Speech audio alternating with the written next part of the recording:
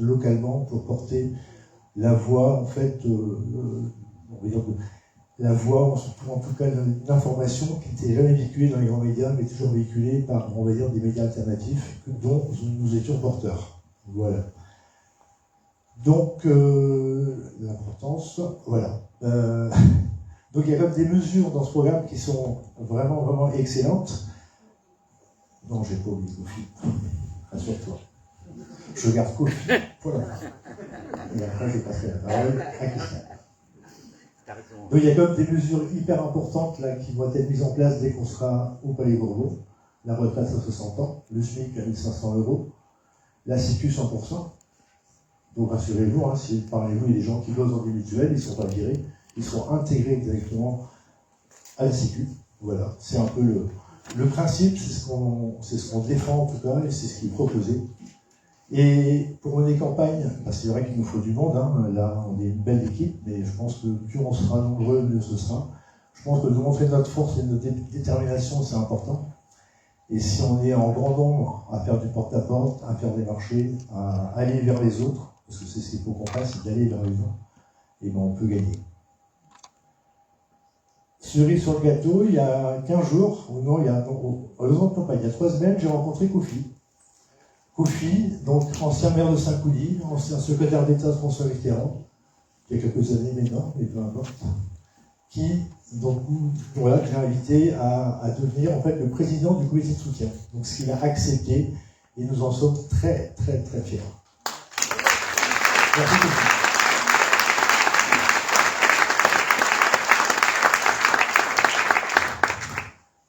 Je vais laisser maintenant la parole à Christiane, parce qu'elle est ma suppléante, certes, mais elle bosse un peu aussi beaucoup. Merci. Merci Noël. Alors cette soirée va être donc consacrée à un débat. J'espère qu'on aura beaucoup de questions sur la 6e République. Je pense que, vu le monde qu'il y a ce soir, c'est une question qui intéresse un peu tout le monde. Alors il faut savoir que le peuple a toujours le droit de revoir, de réformer et de changer sa constitution. Une génération ne peut assujettir à toutes les autres générations suivantes. C'est la déclaration des droits de l'homme et du citoyen. La République, c'est un contrat entre le peuple et les élus qu'ils se sont donnés.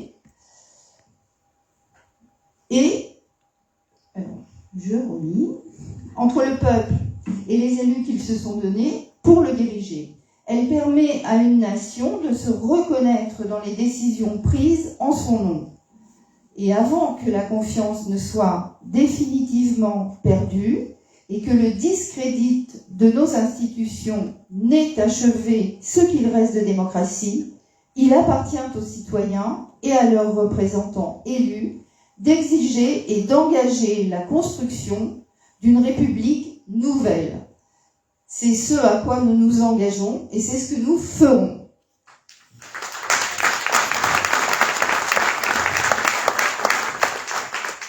Défendre la République indivisible, laïque, universelle, démocratique, sociale et écologique et féministe.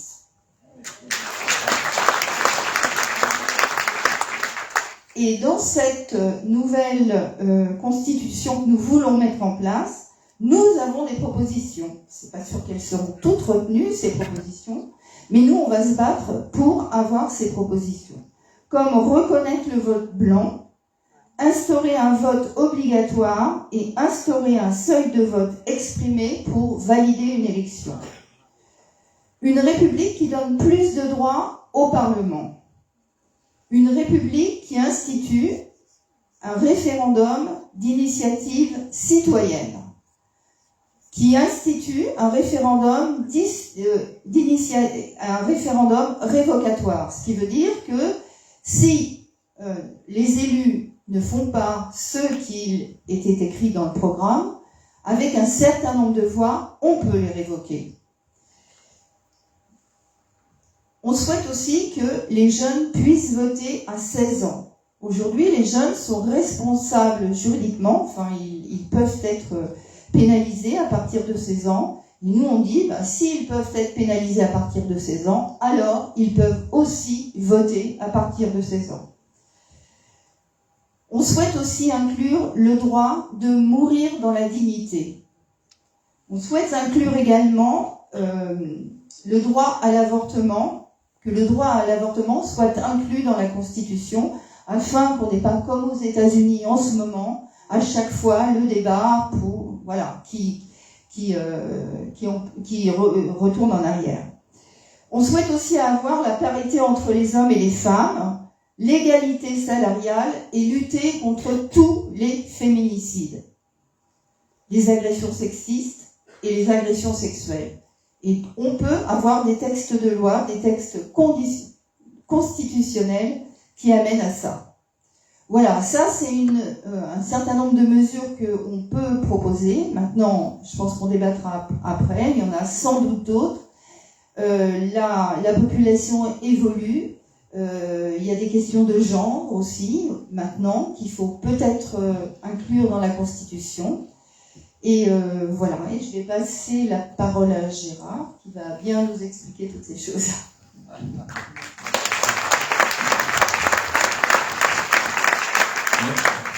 Bonsoir à tous, merci Christiane.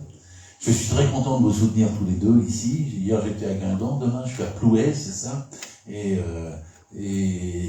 si j'ai cette air de campagne gagnant, c'est rare, mais je le ressens. De toute façon, vous savez que le basculement dans un vote majoritaire, il faut 1 ou 2 points de plus. Et à 1 ou 2 points de moins, on perd tout, mais comme au poker, 1 ou 2 points de plus, ça balance et on gagne tout. C'est-à-dire que les organigrammes qu'ils nous font en ce moment d'un futur Parlement avec LREM qui occupe toute la place centrale peut parfaitement être occupée par nous. Ça dépend de très peu de gens et ça dépend de notre unité.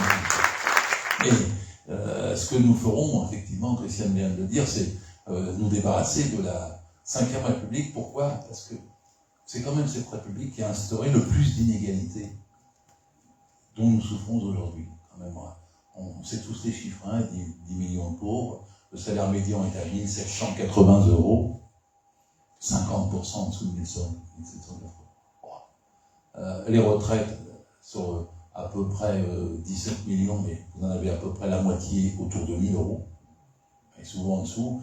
Quand Macron dit je vais pousser à 1 000 €, je fais pas un cadeau, c'est déjà... Mais c'est trop bas, c'est justement le problème. Et puis quand on est retraité, pourquoi on gagne moins que le SMIC ? Un jour avant la retraite, on a le SMIC parce que c'est le salaire minimum, et un jour après la retraite, on n'a plus le SMIC parce qu'on n'a pas les mêmes besoins. Qu'est-ce que c'est que cette histoire ? Donc, la façon dont ils ont fait fonctionner cette société fait, vous le savez tous, je suis sûr dans cette salle, l'extrême richesse de quelques-uns et l'extrême pauvreté de quelques autres. Et la pauvreté et la misère et les inégalités ne font pas fonctionner une économie. Une économie, pour fonctionner, il faut qu'il y ait un sentiment de partage, qu'il y ait un sentiment d'équité et d'égalité. Et à ce moment-là, tout va mieux, il y a de l'huile dans les rouages, comme on dit, et les humains se sentent mieux dans leur peau. Et si ce n'est pas le cas avec la Ve République, c'est pour ça qu'il y a tant de crises, qu'il y a tant de dysfonctionnements, qu'on arrive à ce qu'il n'y ait pas de masques, pas de seringues, pas d'hôpitaux, pas de lits, pas de respirateurs, pas de soignants, pas de blouse, pas de surblouse, pas de tests, pas de vaccins, parce que rien n'est prévu du point de vue de la santé des humains face à une pandémie comme celle dont on sort. Et cette imprévisibilité, c'était la faute aux gestionnaires qui ne voient qu'à court terme et qui ne sont dans le capitalisme qu'intéressés par la recherche du profit maximum. J'ai mis des années dans mon jeune militantisme à comprendre que le capitalisme, c'était pas seulement le profit. Parce que le profit, finalement, c'est lié à toute activité humaine. C'est une gratification normale quand on œuvre et qu'on travaille.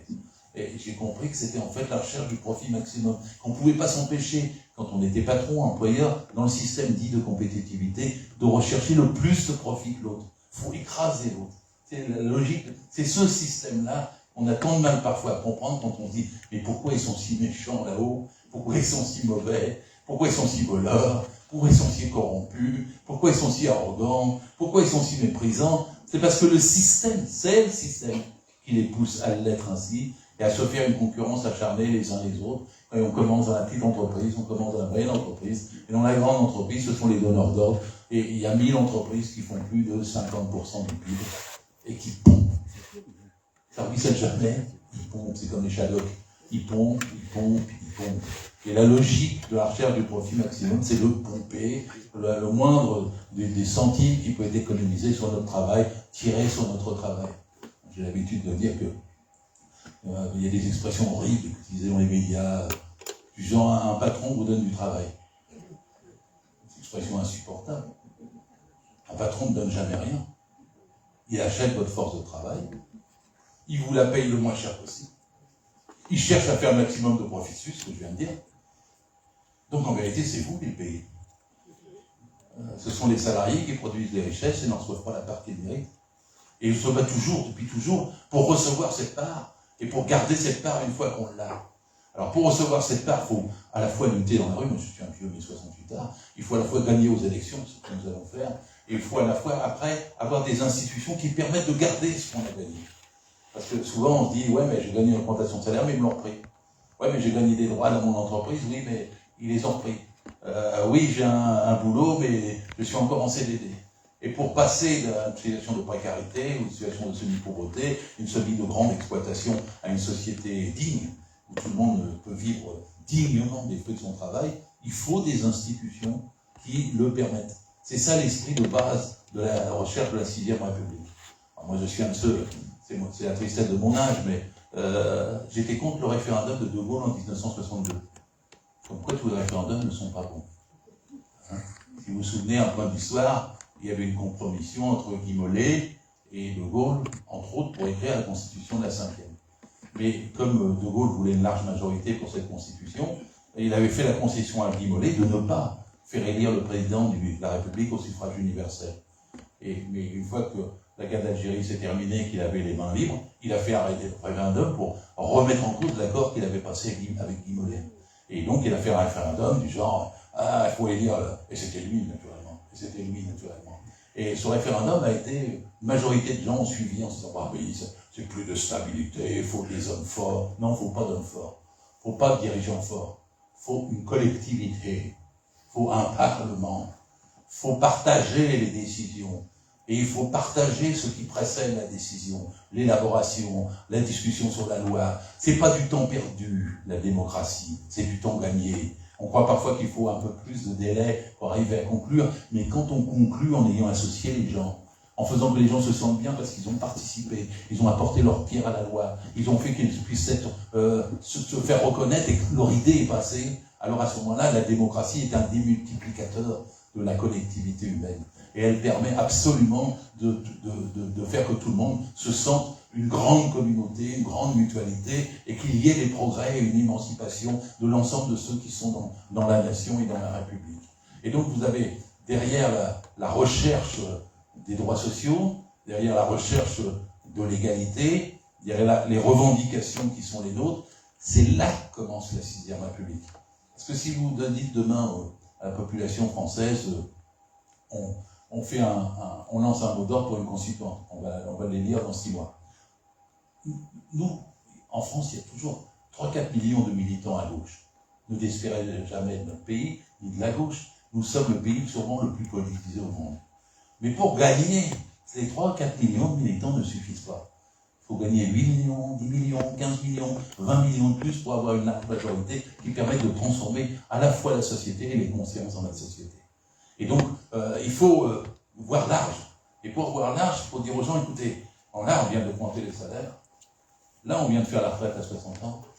Et parce qu'on a augmenté les salaires à la retraite à 60 ans, pour que jamais ils nous la reprennent, on va faire des institutions démocratiques qui vous mettront la possibilité de contrôler ce qui sera décidé au futur, de contrôler vos élus, de contrôler et de rendre transparentes les futures décisions et de vous garantir. La République doit être sociale ou ne sera pas. Ne dissociez jamais le mot République de social. Ce que faisait Jean Jaurès, je n'invente rien. Et ne séparez jamais les revendications sociales des institutions qui nous permettent de les garder après les avoir conquises. C'est une idée fondamentale parce que les gens, qu'est-ce qui va se passer? D'abord, je disais à Ouen tout de suite que pour gagner une élection, nous avons un excellent catalogue de revendications et nous avons 650 mesures. Ça n'a pas été si difficile. si facile mais si difficile que ça à faire. Parce que ça semblait invraisemblable, il y a encore quelques mois, qu'on puisse arriver à une plateforme partagée, c'est l'expression retenue, c'est une très bonne expression, plateforme partagée entre le Parti Socialiste, EELV, le Parti Communiste et la France Insoumise, et d'autres. Mais les quatre principaux aujourd'hui, parce que la gauche n'est plus une mosaïque. Et se mettre d'accord sur une plateforme partagée, c'est se mettre d'accord sur l'essentiel des revendications sociales. La retraite, la hausse du SMIC, qui est maintenant à 1 500 € net, on pourra en discuter si vous le souhaitez, la reconstruction d'un code du travail, les revendications qui permettent d'aboutir en matière de santé, en matière d'école, en matière de transport, en matière d'énergie, en matière de transition écologique. Et l'ensemble de ceci est le programme partagé. Mais le programme partagé, les gens ne retiendront jamais les 650 mesures. Ils seront pour. Le jour où ils les liront attentivement, ils seront tous pour, je vous le jure. Mais ils retiendront quoi? Souvent deux ou trois de celles-ci. Lionel Jospin, en 1997, s'était fait élire sur une seule, les 35 heures sans perte de salaire. Une seule. Je vous conseille, il faudrait que vous voudrez dans la campagne, mais de dire 60, pas 65, 60, pas 65. La retraite nous concerne tous, à quel âge qu'on soit. Quand on est jeune, quand on est moyen, quand on est plus moyen, et quand on est déjà plus âgé. De toute façon, quand on est âgé, c'est qu'on est jeune depuis plus longtemps que les autres. Ce qui permet de garder un sentiment d'égalité entre toutes et tous. Mais la retraite, c'est la possibilité, quand on travaille, d'avoir au moins un horizon où on sait que quand on ne travaille plus, on peut encore vivre. C'est pas le tombeau après le boulot. Les plus belles années de la retraite sont entre 60 et 65 ans. Les plus dures années au travail sont entre 60 et 65 ans. Il nous dit, vous allez vivre plus longtemps. Mais on vivra plus longtemps si on arrête plus tôt. Si on travaille plus tard, on mourra plus tôt. Et on peut parfaitement faire comprendre à tout le monde que dans leur discours sur l'espérance de vie, de toute façon, la biologie du corps humain n'a pas changé. Vers 55 ans, tous les boulots, physiques et mentaux, deviennent plus difficiles. Plus difficiles. Un institut à 60 ans dans sa classe après, 31, et il n'est plus la même chose avec les jeunes. Ça, c'est plus possible. Et chercher l'infirmière à 62 ans, il met ses lunettes pour chercher votre veine dans votre bras. Dans tous les métiers, même ceux qui exigent une vivacité intellectuelle, dans l'informatique, à partir de la moitié des années 50, 55, 60, vous avez des difficultés plus grandes. Il ne faut pas mentir sur ces choses-là, puisque les patrons, ils le savent, il vira 2 salariés sur 3 vers 55 ans. Et vers 55 ans, il y a 2 salariés sur 3 qui se trouvent soit licenciés, soit en inaptitude, soit au chômage, et qui de toute façon ne vont pas en retraite, puisqu'on leur dit tu peux pas encore, mais ils sont dans les caisses de chômage, donc la dépense est toujours importante, mais moins satisfaisante dans une caisse de chômage que d'être dans un droit à la retraite, où on peut avoir une activité, et les retraités ont une énorme activité sociale. Ils l'ont par rapport à leur famille, ils l'ont par rapport à leurs enfants, ils font marcher l'industrie des loisirs, ils trouvent et cherchent encore des quantités de choses, soit dans le bénévolat, soit dans l'exploration du monde, ou soit dans les sciences, ou soit dans les romans, qui leur permettent d'avoir une parfaite activité. Et mon père, qui faisait les jardins de tout le voisinage à Sotteville-les-Rouen, en retraite, travaillait pleinement avec joie dans ses jardins, mieux que quand il était menuisier chaudronnier à la SNCF, où il s'emmerdait profondément, il souffrait bien plus que quand il a pris librement sa retraite. Et à l'époque, elle était à 55 ans pour les cheminots. Alors on va dire quoi? Il faut plus 55 ans parce que on vieillit quand même. Oui, mais regardez un égoutier. L'espérance de vie moyenne des égoutiers dans ce pays, c'est 58 ans. Avant, ils avaient la retraite à 50 ans. Ah, c'est un régime spécial. Ah, c'est un plus. Non, c'est un régime spécial, ça n'existe pas. N'utilisez jamais cette expression. Ce sont des conventions collectives. Ce sont des accords négociés qui correspondent à chaque métier, à la difficulté du métier, à la particularité de la branche et qui compensent toute une série de nuisances qui ne sont pas partagées par tous. Les égoutiers, ils les ont mis d'abord à 55 ans. Après, ils les ont mis à 58. Maintenant, ils sont à 62. Et vous allez les mettre à 65 ? Combien d'égoutiers seront encore vivants quand le droit à la retraite leur sera accordé? Il y a 25% des salariés, 25% des salariés qui meurent avant d'être à la retraite actuelle à 62. Et c'est les plus pauvres, cherchez pas. L'écart de vie entre un ouvrier et un cadre, c'est 1 à 7 ans. Mais entre les 5 à 10% les plus pauvres et les 5 à 10% les plus riches, c'est 13 ans d'écart.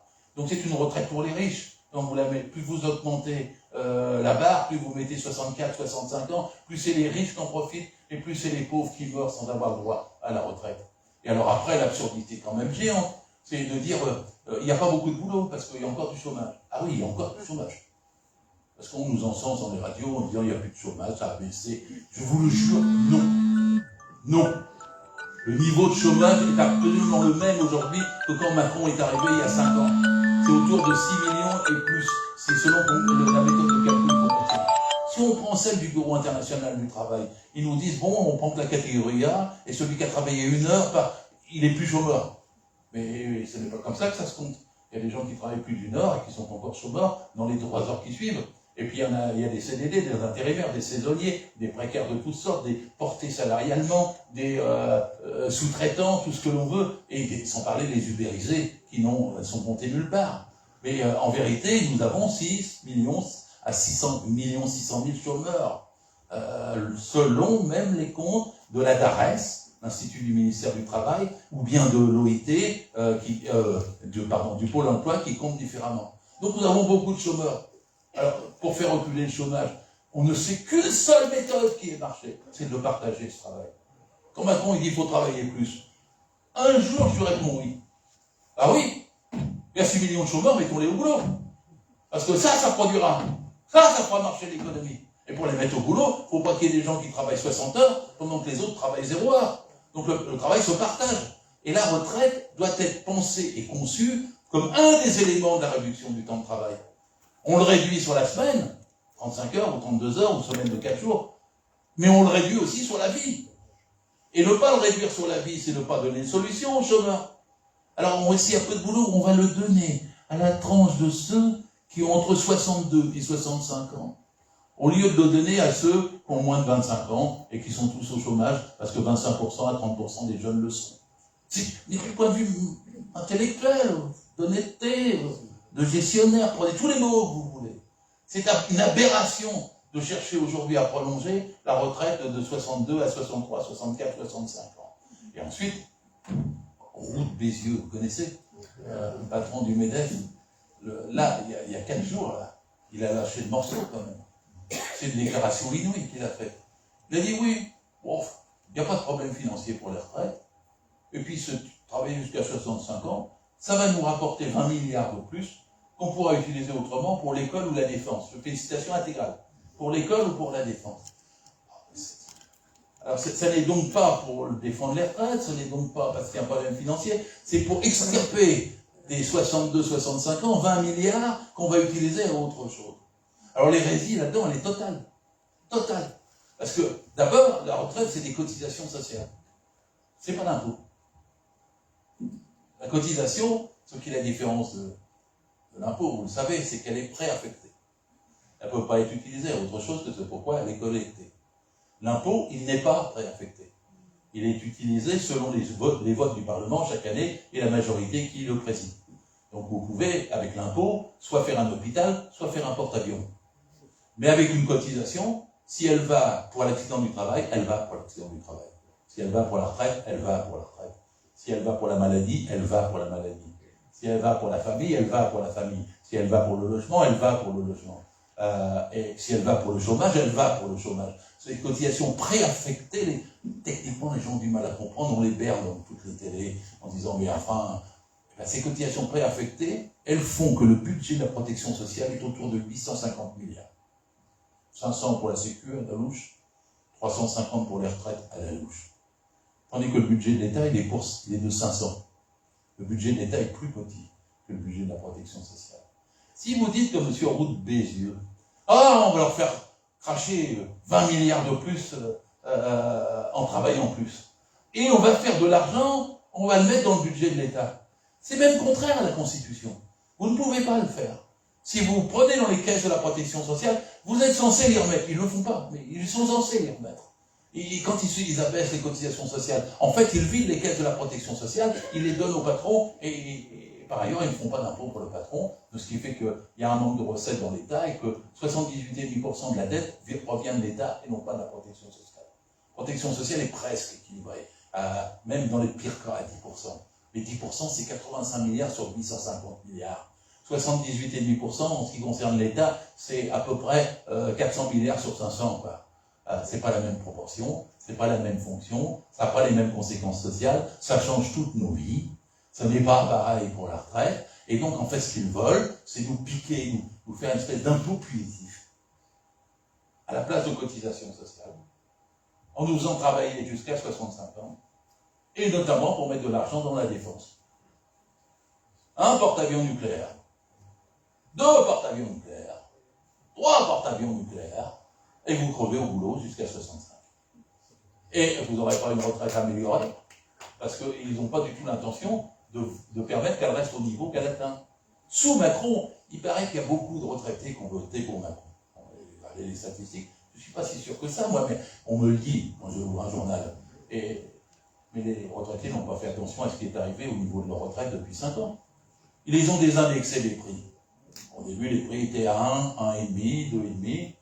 Maintenant, ils sont quand même à 4,5. Désindexer les prix, si vous prenez sur 5 ans, vous avez déjà perdu environ 7,5%. Et puis, ils ont fait pire, c'est la première année, ils ont augmenté la CSG, introduit la CSG pour les retraités. Bon, là, vous avez déjà un pourcentage supplémentaire. Et puis ensuite, ils ont dit non, parce qu'il y a eu un levé de bouclier. Ils ont dit non, on va le faire seulement pour les plus de 2000 €. Mais les plus de 2000 €, ils ont quand même depuis payé la CSG jusqu'à 1, 2, 3, 4% sur les années qui vont de 2019 à 2022. Les plus de 2000 € ont dû perdre 10% de leur retraite en 5 ans. Parfois, ils ont un peu plus de mal pour aller à un resto ou pour emmener les enfants. C'est ça qui en résulte immédiatement. Et puis les moins de 2000 €, eux, ils ont perdu un tout petit peu moins, mais en grosso modo autour de 6,6%, je vous donnerai tous les chiffres si vous voulez sous forme d'article, en 5 ans. Donc les retraités se sont fait piller par Macron en 5 ans. Faut pas qu'ils votent Macron. Pourquoi ils voteraient Macron alors qu'ils font piller? Et les autres, ceux qui ne sont pas encore en retraite, ceux qui sont en activité, ils vont faire quoi? Combien d'années de plus? Parce que si Macron repasse le 12 et le 19 juin, ils vont faire quoi pour essayer d'avoir un niveau décent de retraite si on continue de le calculer sur 40 annuités ou de le calculer sur les 10 meilleures années? Ils vont faire quoi pour avoir la possibilité de vivre les meilleures années entre 60 et 65 ans, de pouvoir être une certaine dignité, une certaine activité, pouvoir un peu voyager et pouvoir à la fin d'une longue vie de labeur se payer quelques plaisirs et quelques bonheurs? Cette question des 60-65 ans, elle concerne toute la population. D'ailleurs, 80% de l'opinion est contre la retraite à 65 ans. Et il veut quand même la passer dans un système qui est quand même antidémocratique. Et là, je ne suis pas éloigné une seule seconde de la 6e République. Parce qu'on vous dit, vous votez pour un président, on vous fourgue les 65 ans après. Et comme vous m'avez élu, ça voulait dire 65. Ah bon, vous avez voté pour un autre motif, vous vouliez écarter Le Pen, et ben vous êtes pour les 65. Ah bon, vous êtes contre les 65, mais pourquoi vous avez voté pour moi? Et si vous avez voté pour moi, vous avez avalé tout vos programmes. Donc 65. Ça, c'est totalement antidémocratique, quand on sait que dans tous les sondages, 80% des gens sont contre. Et là, dans l'élection, selon la façon dont ça va se faire, puisque c'est un scrutin majoritaire, je l'ai dit tout à l'heure, eh bien, on aura 60 ou on aura 65 ans. Ça vaut quand même le coup de se décarcasser. J'ai lu avec intérêt que Laurent Berger, dirigeant de la CFDT, menaçait le gouvernement, parce qu'il est contre les 65 ans, menaçait, de descendre dans la rue et d'aller jusqu'au bout, lutter à l'automne. Pourquoi on ne fait pas ça tout de suite là? Moi j'ai participé à toutes les manifestations depuis je ne sais combien de décennies et les 25 dernières années pour défendre la retraite, mais pourquoi on me dit maintenant on va recommencer à l'automne? On recommencera s'il faut, si nous ne gagnons pas, ça c'est sûr, mais gagnons d'abord, puisque c'est ça qui va trancher sur les 60 et les 65. Et si nous gagnons la retraite à 60 ans, je sais, il y a des gens, on a tellement vécu, et moi je suis dans le lot. Parfois on a pris des coups, on a gagné des choses. En mai 68, on a gagné 33% d'augmentation du SMIC. 33%. Et 55% pour l'augmentation du SMAG, et à l'époque c'était le salaire agricole. Et aujourd'hui, quand on dit 33%, vous avez même des salariés qui disent « Oh, ça ne doit pas être réaliste, on ne doit pas pouvoir y arriver. » Mais c'est réaliste, parce que c'est une question de reprise aux profits qui sont au maximum. C'est une question de redistribution de la richesse qu'on a créée. Et vous savez, quand les patrons, ils ont peur, ils sont prêts à vous lâcher 50%. Hein. Ne croyez pas qu'ils sont réalistes, que c'est irréaliste de demander de fortes augmentations de salaire. Et donc, demander l'augmentation du SMIC et demander le partage des richesses, notre travail. Alors, ils vous proposent des primes. Vous avez vu, moi je suis stupéfait quand il y a eu la prime Macron, qu'on devrait appeler prime gilet jaune d'ailleurs, pour compléter l'activité. Ces gens-là se disent libéraux, mais le libéralisme a plusieurs faces. Il peut consister à ce qu'un État centralement décide de faire un chèque aux gens individuellement pour compléter leur salaire trop bas, que les patrons ne paient pas. Et pour compléter les salaires trop bas, avec quoi le font-ils? Avec les impôts que payent les salariés à l'État et auxquels ils donnent sous forme d'illusion un chèque de 100 € pour l'essence. Enfin, qu'est-ce que c'est que ça? C'est du salaire qu'il faut. On travaille, c'est quoi? Faut payer notre travail. Tout travail mérite salaire. Et si tout travail mérite salaire, c'est un salaire décent. Et on ne doit pas accepter de recevoir une prime qui nous a envoyé 28 millions de chèques. Ils se moquaient dans le temps des économies administrées et bureaucratiques. Mais là, les libéraux savent aussi utiliser une économie administrée et bureaucratique pour compenser et aider les patrons à ne pas payer de fort salaire. Pas de prime, pas d'aumône, du salaire net et brut. Tout ça.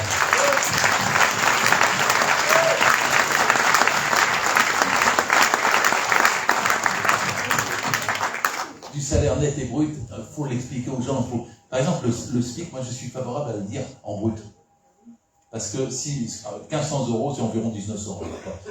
Bien aller sur les chiffres. Parce que le salaire net, il vous permet de vivre sur le mois, au jour le jour et sur le mois. Le salaire brut, il vous permet de vivre sur toute la vie. Et comprendre ça, que ce n'est pas quelque... Ils vous disent c'est un prélèvement obligatoire. Mais non, c'est pas un prélèvement obligatoire. Ou plutôt, il l'est, oui, mais sur le patron. Parce que c'est le patron qui paye le salaire brut. C'est le patron qui paye la cotisation sociale. C'est le patron qui paye pour la maladie. C'est le patron qui paye pour le logement, le chômage. C'est le patron qui paye pour la retraite. Et donc, le salaire brut est une chose précieuse. Oh ouais, mais disent les individualistes, il n'y a qu'à me le verser à moi, je vais me débrouiller tout seul, je suis contre qu'il soit mutualisé. Eh ben non, il doit être mutualisé. Le salaire brut, c'est une part du salaire mise dans un pot commun et redistribuée à chacun selon ses besoins. Eux, ils appellent ça une charge, moi j'appelle ça un bonheur. C'est ce qu'il y a de plus beau dans l'organisation de notre société. Et donc, garder la caisse séparée de la sécurité sociale, garder le salaire brut mutualisé entre nous tous, garder cet élément de cotisation à la place de l'impôt et ne pas mélanger l'impôt et la cotisation, c'est une de nos protections. Alors là, on va revenir aux institutions de la 5e et de la 6e République, parce qu'elles sont anormales. Normalement, dans une société démocratique, là où il y a un budget, il y a des gestionnaires collectifs du budget. En France, nous avons 3 budgets.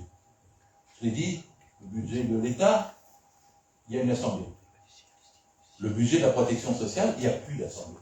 Il y en a eu aux origines du Conseil national de la résistance. À l'époque, il y avait des élections pour les caisses de la sécurité sociale. Et même à l'époque, c'était des élections où le patronat, c'était un humain, une voix. Le patronat n'avait que 11,5% des sièges et les salariés avaient 89% des sièges. La première attaque brutale contre la démocratie en matière de sécurité sociale, c'est les ordonnances de De Gaulle-Pompidou en 1967 et 1966. Et ces ordonnances ont fait que la gestion soit paritaire. Les patrons d'un seul coup, qui faisaient 11% des voix, ont eu 50% des droits. Et les salariés, qui faisaient 89%, ont été réduits à 50%. À partir de ce moment-là, le contrôle de leur cotisation sociale, de leur salaire brut, leur a été ôté. Et donc ça a été un recul immense. Et ce qui a fini par achever ça, c'est 30 ans plus tard, Juppé, qui lui a supprimé toute élection de façon définitive et a renvoyé au Parlement la gestion du salaire brut et des cotisations. Et le Parlement, qu'est-ce qui se passe chaque année? Vous entendez là, de façon détaillée, dans les médias, dans les télés, dans les explications, dans les débats, quelqu'un qui vous explique comment sont gérés les 850 milliards? Vous n'entendez jamais. Même les députés n'entendent pas. Il y a moins de 10 à 20 députés présents au moment de voter ce qu'on appelle la LFSS, la loi de financement de la sécurité sociale. Ils sont plus tournés vers le budget, mais pas sur la LFSS. Et donc à ce moment-là, des décisions terribles sont prises. C'est des décisions où il n'y a plus la prévention, des décisions où il y a de l'argent qui est donné aux grands trusts pharmaceutiques. C'est des moments où il n'y a pas de protection contre la pandémie, il n'y a plus de médecine du travail. Toutes ces choses-là sont prises dans ce discussion. Elle n'est pas démocratique. Avec une assemblée, une élection à nouveau rétablie pour les caisses, un humain de voix, disons tous les 5 ans, un jour férié. On votera en même temps pour les prud'hommes. le salariat se mobiliserait. Le salariat en France, c'est 88% de la population active, 88%. Et on ferait une élection pour élire des représentants aux caisses. Il y en aurait aux différentes caisses, et celle-ci serait un parlement social. Et le parlement social serait le responsable, avec des débats publics, des élections publiques, des propositions et des choix et des planifications en matière de santé, serait la gestion des 850 milliards. Et vous avez changé quand même, parce que le Sénat, qu'est-ce qu'il gère? Faut-il garder un Sénat? La discussion se trouvera s'il y a une assemblée constituante. Si vous me demandez mon avis à ce moment-là, je vous dirai non. Je vous dirai une assemblée pour tout ce qui est régalien. Ça, on peut parfaitement voir la fonction. Et je vous dirai une assemblée pour tout ce qui est la protection sociale. Je viens de l'expliquer. Est-ce qu'on peut ajouter une autre assemblée? Peut-être. Parce qu'il reste encore 250 milliards qui relèvent des collectivités territoriales. Donc on peut imaginer qu'il y ait une assemblée des territoires pour péréquationner, pour faire bénéficier tous les éléments de la planification en matière économique, écologique, en matière d'énergie. Et donc on peut imaginer l'assemblée des territoires pour être 3 budgets, 3 assemblées. Et après vous me direz peut-être que faut-il faire de l'actuel Conseil économique et social? Écoutez, moi j'en ai été membre que 2 années dans ma vie.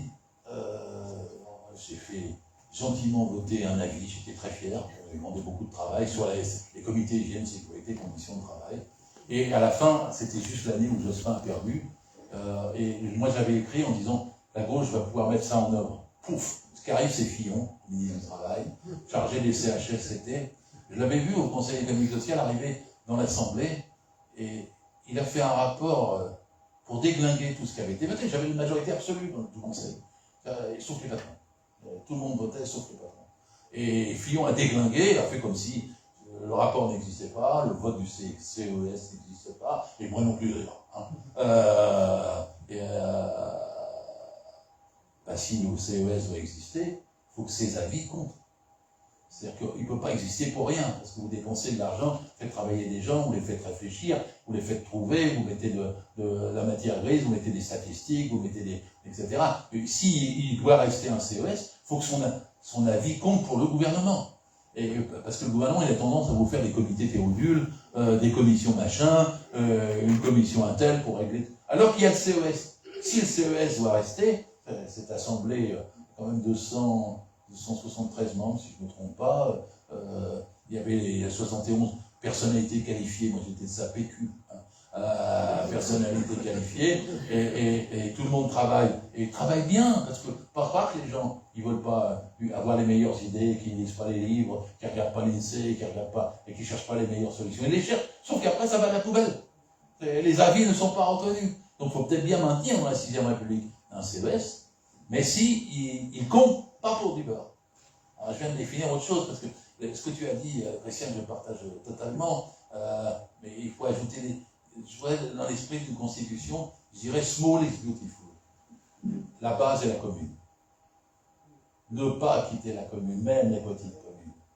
Parce que c'est là où il y a de l'entre-gens, où il y a des discussions, et les gens peuvent participer plus.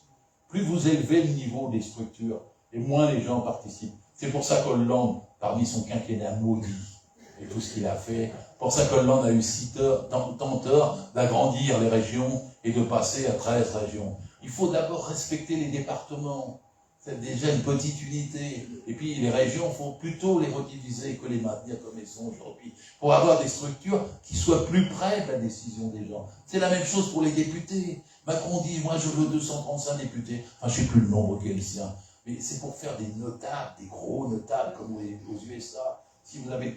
Les gens parfois marchent dans la combine. Parce que, ouais, il y a trop de députés. C'est pas vrai. Vous ne laissez pas avoir par cet argument. Vous avez plutôt avoir intérêt à avoir 1000 députés que d'en avoir 230. Parce que si vous en avez 230, vous ne verrez jamais votre député sur le marché. Il aura 25 permanents autour de lui qui feront le boulot et il aura une puissance qui le rendra intouchable, incontrôlable et irrévocable. Tandis que si vous avez des petites circonscriptions et que c'est Small Beautiful qui l'emporte, vous pourrez taper à la porte de votre député et parler avec lui. Et vous pourrez collectivement entreprendre des actions pour pouvoir le révoquer. Vous pourrez collectivement rendre transparent son action et le contrôler. Il vaut mieux 1000 députés que... Hein? Ouais. Vaut mieux 1000 députés que 577. Les méthodes de fonctionnement aujourd'hui par informatique, information, vote et tout ça permettent de gagner immensément de temps. C'était impossible avant, mais c'est devenu possible aujourd'hui. Alors, une grande assemblée nationale, un parlement social, le fait que le gouvernement reste, et le gouvernement doit diriger à partir du parlement principal, c'est-à-dire celui de la nation. Et le gouvernement, c'est pas le président. Qu'est-ce que c'est que ce système où c'est un président qui décide par-dessus? Enfin bon, c'est l'archaïsme. Et nos petits et arrière-petits-enfants riront de Macron. Comment ça a pu être possible qu'un type se prenne pour Jupiter et le dise en plus, et décide tout seul? Comment ça a pu être possible dans une société moderne? Ça va devenir impensable. Il faut que ça devienne impensable. Et donc, il n'y aura plus de président élu au suffrage universel. Vous voulez un président qui vous représente, mais l'Assemblée trouverait une personne à tour de rôle qui représentera le pays dans son ensemble pour aller dans les délégations honorifiques telles qu'il faut. Et puis après, il y aura des commissions pour la diplomatie, il y en aura pour la politique étrangère, il y en aura pour la défense du territoire, il y en aura sur les questions sociales, économiques, etc. Alors après, vous me direz, et dans l'Europe, d'abord, changeons la France et nous transformerons l'Europe. Ne mettons pas les charrues avant les bœufs. Si nous sommes en mesure de transformer la France, comme je suis en train de le dire, avec la retraite, le salaire, la construction du droit du travail, et puis je vais m'arrêter parce que sinon je vais vous faire toute la construction du droit du travail. Et c'est une des choses qui a été la pire, c'est les lois El Khomri et les lois Pénicaud. Enfin, vous savez, un des aspects, oui bien sûr, c'est écrit. Il a écrit UN, abroger de la contre-réforme du Code du travail, qu'on on a tous lutté. Quand même, vous savez, il y avait avant la loi El Khomri, il y avait 425 000 ce qu'on appelle salariés protégés, c'est-à-dire délégués du personnel, comité hygiène, sécurité, conditions de travail, délégué syndical, comité d'entreprise, mutualiste, tout ce que vous pouviez exister dans l'entreprise, 425 000. Vous savez, aujourd'hui, on en est à 200 000. Ils ont décapité la moitié de la représentation du salariat dans ce pays. Le salariat, c'est la classe sociale dominante. Nous sommes normalement majoritaires. C'est nous qui produisons les richesses. On n'a que le salarié, celui qui n'a que sa force de travail à vendre.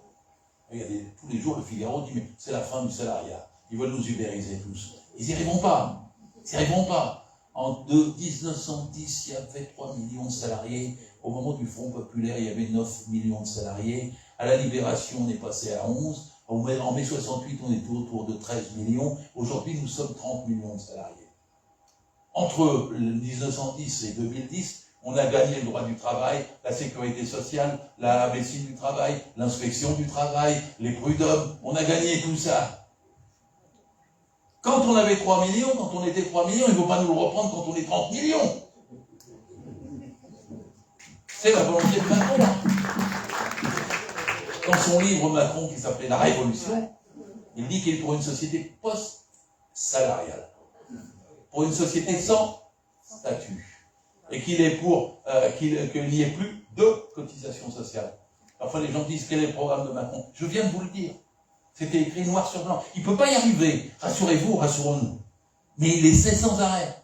Si vous voulez comprendre sa politique, regardez à l'aune de ses objectifs. Supprimer les cotisations sociales, être dans une société post-salariale, arriver à ce que ce soit une société sans statut. Et il appelle ça la France start-up. Et c'est pour ça qu'il protège Uber, Deliveroo, et que les gens, c'est Deliveroo, Uber, c'est exactement le modèle de ce qu'il voudrait que nous soyons tous. Il n'y arrivera pas, mais il ne faut pas même le laisser avancer dans ce domaine. Il n'y arrivera pas, mais il faut supprimer les lois El Khomri, les lois Pénicaud, pour qu'il n'y arrive jamais. Il faut reconstruire dans l'entreprise un état de droit, où nous avons la dignité, la possibilité de nous défendre, où le patron ne peut pas nous dicter, nous menacer, nous faire peur sans arrêt, nous faire du burn-out, ou nous faire des pressions telles qu'on est obligé de démissionner et qu'on est obligé de se taire ou de perdre le boulot. C'est plus possible. C'est le travail qui doit gagner, pas le capital. C'est le travail qui doit l'emporter.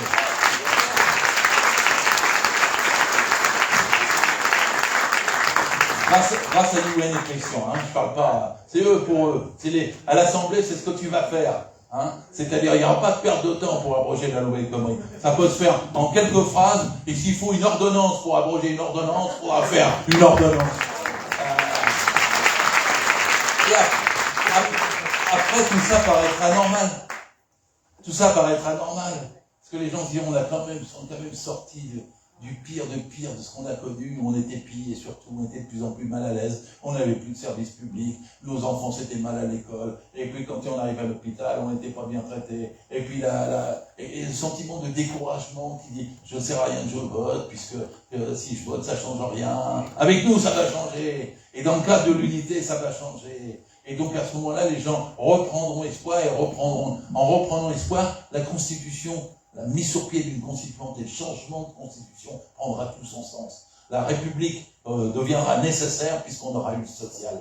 Et le contenu de la République sera donné par les revendications qu'on aura satisfaites auparavant. Alors pour ça, il y a une chose sur laquelle je vais conclure. C'est la plus belle chose qu'on ait faite depuis très longtemps. L'unité. On ne peut rien faire de grand sans unité. Et l'unité, c'est jamais la gauche n'a gagné sans unité. Il faut accepter des points de vue différents à gauche. La gauche est pluraliste. Elle n'est pas monotone. Il y a plein d'idées. À gauche, et tant mieux. Et même dans chacun des partis, il y a encore plein d'idées. Et tant mieux. Parce qu'il faudrait même un grand parti démocratique, loyal, unitaire, qui soit capable de gouverner, où tout le monde ait envie d'adhérer, parce que c'est là qu'on discute, et c'est là qu'on peut agir, et c'est là que, de façon loyale, les décisions peuvent se faire. De façon loyale, c'est très important, la démocratie dans le parti, minutieuse, respectueuse, méticuleuse. Et là, à partir de ce moment-là, quand il y a les partis démocratiques, ils se rassemblent, ils cherchent les points communs qui leur permettent d'agir, et qu'il y a l'unité, alors on peut gagner. Il y a eu un miracle, là, en avril. C'est ça qui est historique. C'est qu'on l'a fait. Il y a eu un autre miracle, on a même fait un programme partagé. Les gens nous disaient, c'est impossible. On me l'a dit 1000 fois dans l'année écoulée. Et puis on l'a fait. Et c'est uniquement ça qui nous permet de changer les choses. Imaginez qu'on ne l'ait pas fait. Je vais vous dire quelque chose. Il y aurait peut-être 0 député de gauche élu à l'Assemblée le mois prochain. Parce que chacun qui avait eu 577 candidats PS, 577 candidats PC, 577 candidats LFI, 577 candidats Verts, et en plus 577 candidats Lutte ouvrière, et en plus un parti de NPA et encore beaucoup d'autres groupes qui seraient tous présentés, le résultat des courses, c'est qu'on passait pas le premier tour. Tandis que là, on peut passer le premier tour. Alors, il y a encore des chemins à faire pour que tout le monde se sente bien, pour que les socialistes se sentent bien avec les insoumis, pour que les communistes se sentent bien avec les verts. C'est pas miraculeux, c'est pas parce qu'on fait l'unité que les consciences changent tout de suite, mais elles sont quand même en train de changer. Et plus on fera ensemble, plus on s'associera dans la campagne, plus on distribuera de tracts et on fera de porte à porte ensemble, plus on augmente les chances de gagner. L'unité, c'est la condition de la victoire. L'unité, c'est la condition pour gagner la retraite à 60 ans contre les 65 ans. L'unité, c'est la condition pour avoir un SMIC à 1900 € brut. Et l'unité, c'est la condition pour avoir une 6e République. Merci.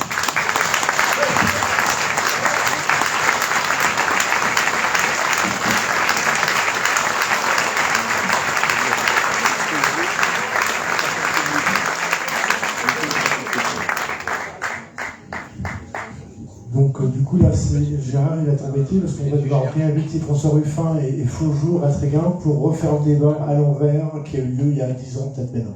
Parce que François, sur le thème de la gauche, il y avait des doutes. Donc voilà, bah, c'est bien. On va prendre date, Gérard. Avec plaisir. Avec plaisir, super. Donc on va vous passer le micro parce que la parole elle est surtout pour vous et nous on la remonte. Parce que c'est le but du député, c'est de monter la parole des gens. Donc le micro va circuler dans la salle et puis vous vous exprimez, vous dites, vous posez des questions, Gérard est là, il n'y a pas de souci. Et voilà. J'ai fait déjà. Okay. La question est toujours très difficile, après ça passe tout seul.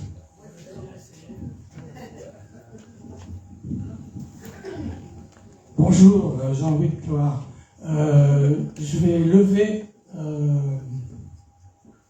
quelque chose qui permettra peut-être après de passer au vrai débat de chez nous.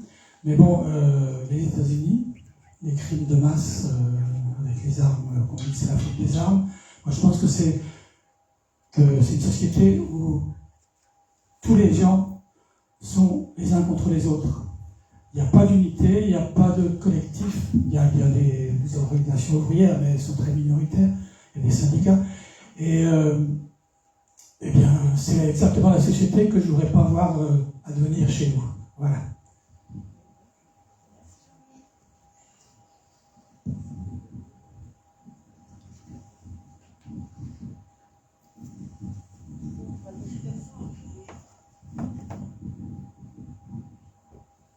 Oui, je voulais juste dire, c'est merveilleux l'unité là, mais est-ce qu'on n'aurait pas pu faire ça avant le premier tour des élections présidentielles? Parce que là, on a quand même loupé vraiment une bonne occasion là. Donc voilà, on a... C'est vrai qu'elle aurait pu se faire avant, certes. Elle s'est pas faite, voilà. Je sais pas, on était à Aubervilliers avec Christiane, Guy et Mathieu qui n'étaient pas là ce soir, dans notre directeur de campagne. Et je sais pas, quand je vois Olivier Faure, quand je vois Sébastien Roussel, quand je vois Julien Bayou se faire ovationner par une salle à dominante insoumise, on va dire quand même. Faut être clair, hein, il y avait quand même... on était on est 320 membres de la France Insoumise à porter en fait les couleurs de l'Union populaire, de la nouvelle Union populaire écologique et sociale pour ces législatives. Quand on voit qu'on était non majoritairement insoumis dans cette salle, quand je vois l'ovation que toutes ces personnes ont eue de la part de la salle à chaque prise de parole, bah oui, peut-être que ça aurait pu se faire avant, mais bon, l'histoire, voilà, on ne passe pas des plans, quoi. Voilà, c'est derrière, c'est bien, on est là, bon, je sais pas, moi je vis au présent, et puis on construit l'avenir à partir du présent qu'on a, quoi. Voilà, c'est la réponse que je peux vous faire.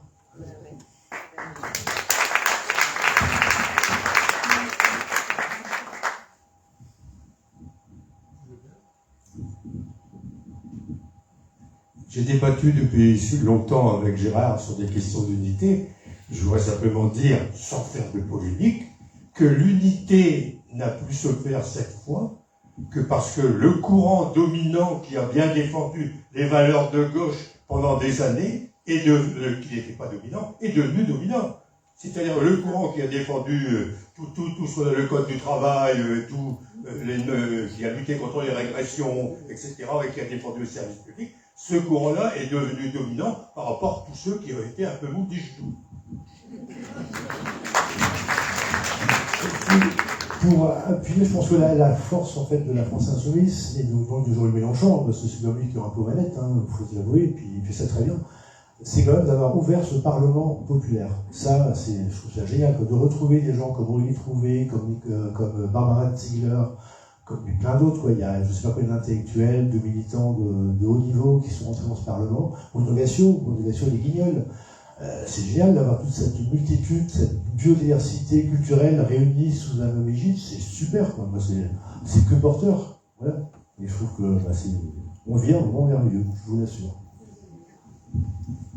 L'Union populaire, c'est Benoît de Tréguin. Ça a été un élément déclencheur ici.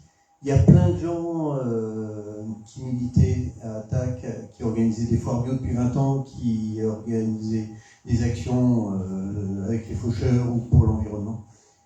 Énormément de gens, une espèce de nébuleuse incroyable. Ces gens-là regardaient depuis 2012 les élections passées. Et cette année, grâce à l'Union populaire, l'arrivée d'Aurélie Trouvé, il y a une énorme masse de ces gens-là qui ont rejoint la campagne. Donc, effectivement, ça aurait pu se faire avant, mais il ne faut vraiment pas négliger l'énergie qu'il y a eu au soir du premier tour. Et puis, cette union, elle est fabuleuse. Et surtout que je viens d'un entretien d'embauche, là, il y a quelques jours, dans une société du coin, on m'a dit, c'est un salaire qui est pas mal, ça fait 3 000 euros. Alors, c'est avec une convention collective, c'est un boulot de marin, donc effectivement, on peut faire un peu ce qu'on veut. Et on m'a dit, c'est 70 heures par semaine. Donc en fait, ça fait 2 SMIC. C'est juste un bon salaire.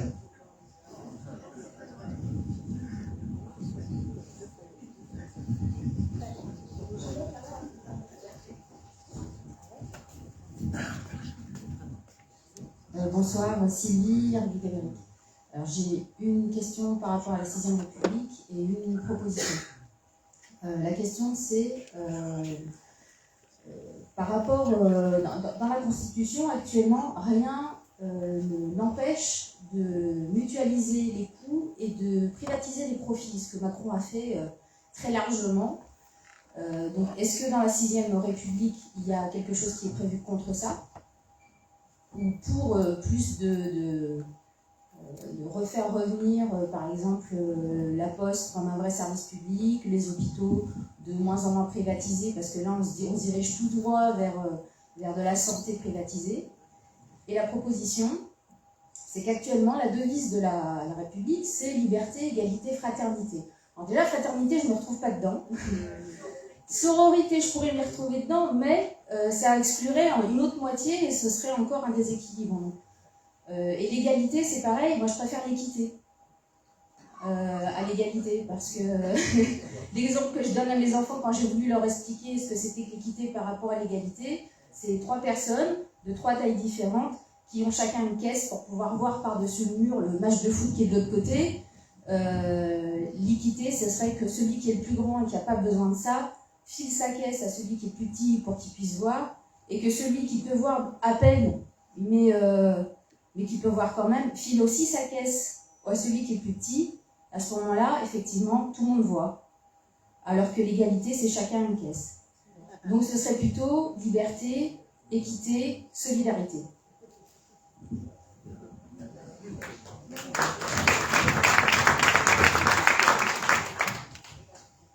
Alors, j'avais...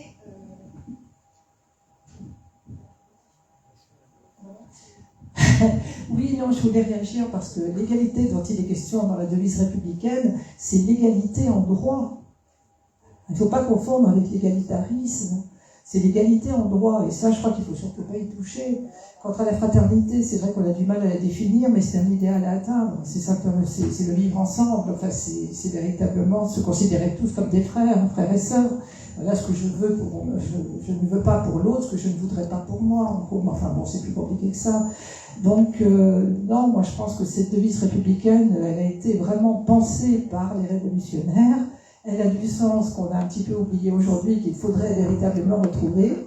Moi, je ne place pas l'équité sur le même plan que l'égalité. Je pense que l'équité bien comprise, effectivement, c'est un moyen d'arriver à l'égalité, tel que vous la décriviez. Mais vraiment, la valeur importante, c'est vraiment l'égalité en droit.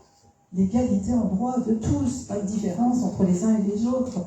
Donc, voilà, c'est la mort de l'ancien régime, quoi. On ne veut pas de l'ancien régime. Et l'équité, c'est un concept qui est terriblement défini par les capitalistes, par les chefs d'entreprise.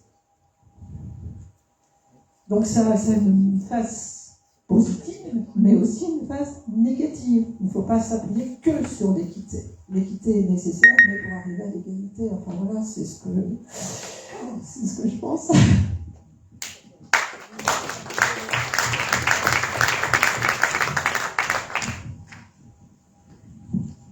Donc Gwendoline de Riec est aussi paresseuse, c'est pour ça que je voulais revenir aussi sur la question du partage du temps de travail, parce qu'on a parlé de la retraite à 60 ans, mais vous avez dit aussi que voilà, c'était bien de travailler moins pour vivre plus vieux aussi.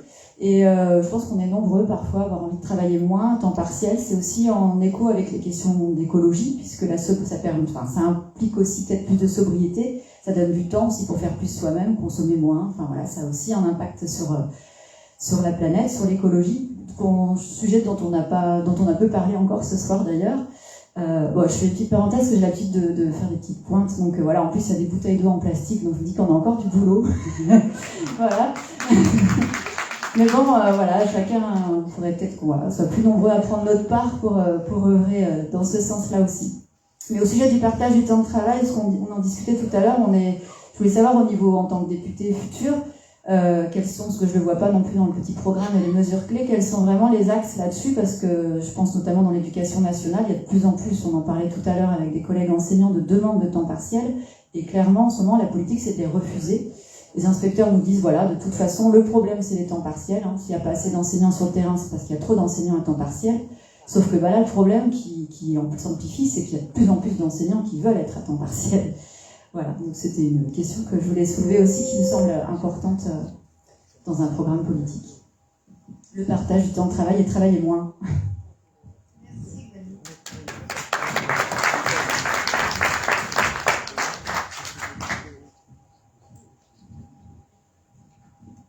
Je crois qu'on peut peut-être répondre à une question sur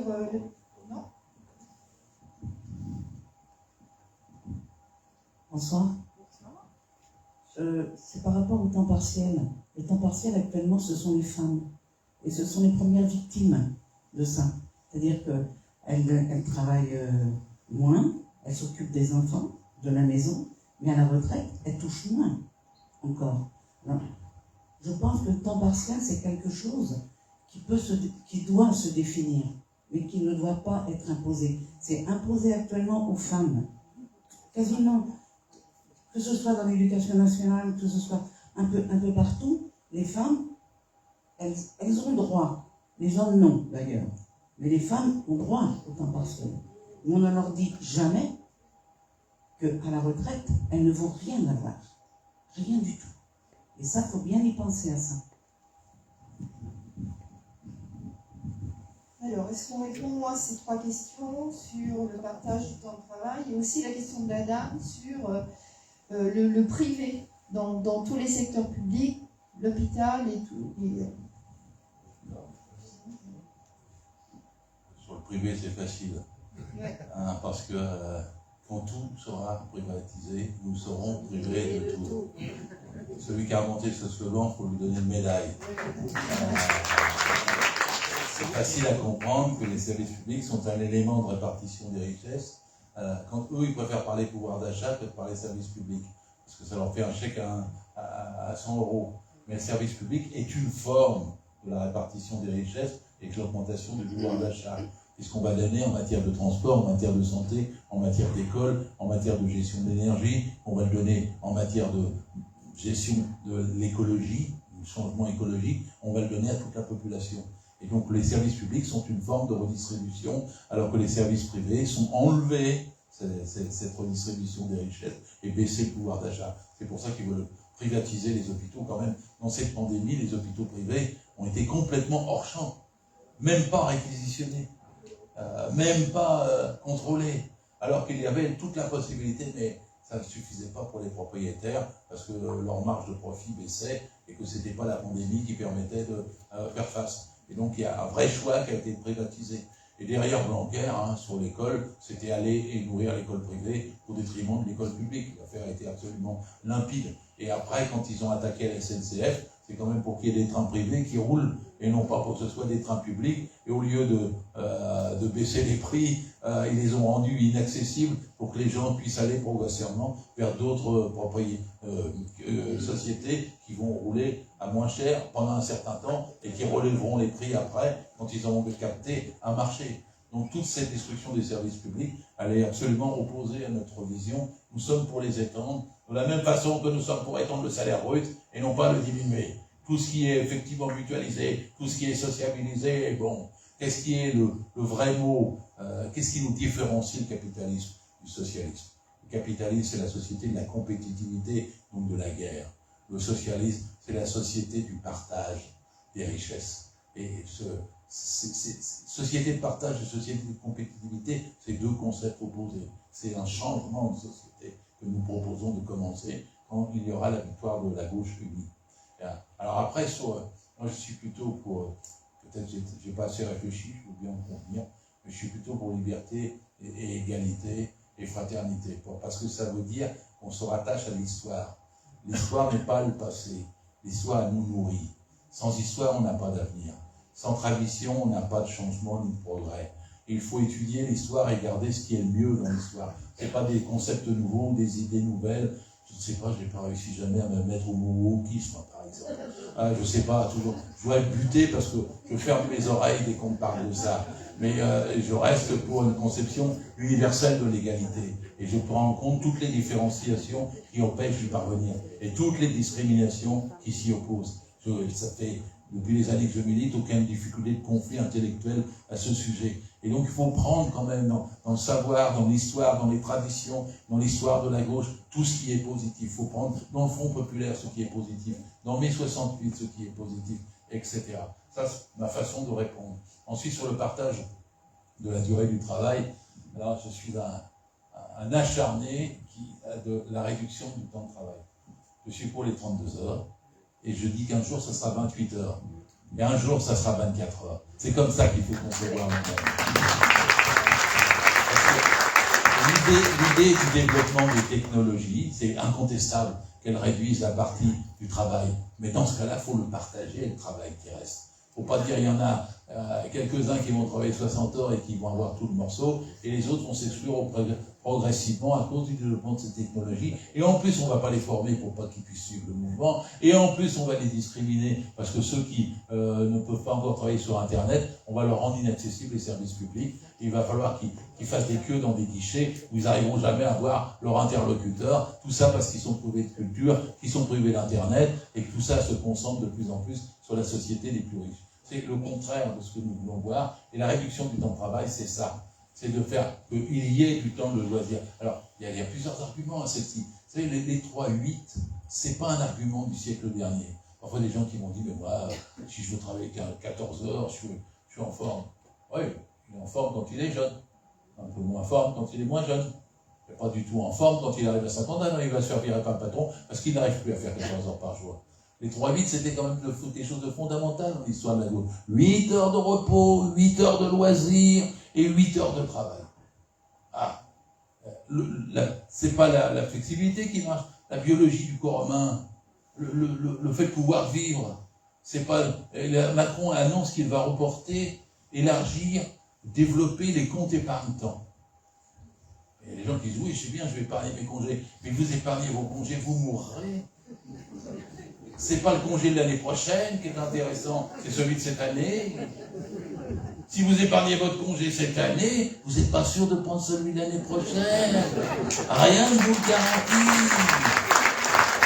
Et la notion de congé, c'est des congés obligatoires. C'est comme ça dans le code du travail en temps normal, quand la loi l'emporte sur le contrat. Parce que le congé obligatoire, il permet le repos dans la semaine, le repos dans le mois, le repos dans l'année, le corps humain, la vie sociale, la famille, l'enfant, tout ça va de pair. Vous savez que dans la fonction publique, ils ont introduit un décret. À chaque fois je dis, je suis pas cru. Mais pour que le compte épargne-temps, si vous mourrez sans l'avoir pris, il est à vos héritiers. Il est pour rassurer les gens sur le fait qu'il n'est pas perdu. Vous mourrez, vous avez un compte épargne-temps, l'héritier est là. Vous êtes content, hein? C'est une belle jambe de pouvoir transmettre son repos à l'héritier. Hein? Et c'est pourtant ce que Macron a dit. Il veut monétiser, permettre de monétiser les congés. Monétiser les congés, c'est la fin du congé. Normalement, un patron qui paye les congés payés, comme la tradition d'inspecteur du travail, dans les 30 ans où j'ai exercé, un patron qui paye les congés payés est un délinquant. C'est un délit. Il n'a pas le droit de le faire. De la même façon qu'il n'a pas le droit de faire travailler quelqu'un plus de 10 heures par jour. Alors, il y a des gens qui disent, mais c'est moi qui choisis. Non, non, non. Un contrat de travail est un lien de subordination juridique. Quand vous êtes donc salarié, vous êtes subordonné. C'est l'employeur qui décide la naissance du contrat, l'organisation du contrat et la rupture du contrat. Et c'est à lui de vérifier que vous ne travaillez pas plus de 10 heures par jour. Et si un employeur vous fait travailler plus de 10 heures par jour, vous dites non, c'est moi. On s'en fout. C'est l'employeur qui est un délinquant.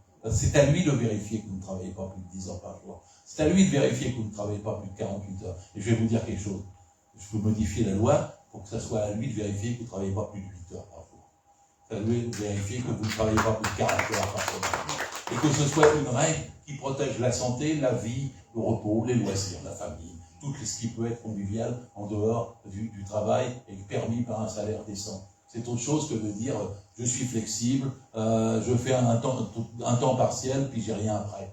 Ou je suis en télétravail. Parce que le télétravail, Madame Borne, ça fait 2 ans qu'elle refuse toute législation sur le télétravail. Alors, quelle est la conséquence? C'est qu'on est revenu au travail à la tâche. On vous appelle pour vous dire le lendemain, tu as 15 dossiers, je te les envoie. Sans dire quel est l'équivalent horaire de chacun des dossiers. Et que les gens ils sont encore à 8h du soir, à 9h du soir, à 10h du soir, et vous avez le coup de téléphone le lendemain, comment tu m'as pas fait tous les dossiers? Et deuxièmement, j'en ai encore 15 à 20 pour demain. Alors qu'est-ce qu'il faut légiférer? Il faut légiférer que tout ordre donné pour un dossier, pour un travail, une tâche, soit accompagné d'une durée horaire estimée qui y correspond. Parce que du coup, c'est 8 heures de travail le lendemain. C'est pas 15 ou 25 dossiers qui font 10 ou 12 heures. Moi, je savais déjà ça. Je me souviens avoir contrôlé des ouvriers à domicile. Les gars, ils recevaient un paquet énorme pour 150 blousons. L'autre, il recevait pour 250 cravates. Quand il n'y avait pas l'accompagnement en disant les 250 50 cravates, ça fait 3 jours, ou 3 fois 8 heures, ou les blousons, ça va faire ceci, selon la tâche qui était affectée. Quand il n'y avait pas ça, il y a une sanction pour l'employeur qui ne met pas l'équivalent horaire. Ben ça a été oublié. Dans les transformations, El Khomri, Pénicaud, etc. Ça existait dans le temps. Mais bon, elle n'a pas voulu. Pénicaud n'a pas voulu. Et je vous dis ce qu'il faut faire pour le télétravail. C'est donner non pas à la tâche, mais donner à l'horaire.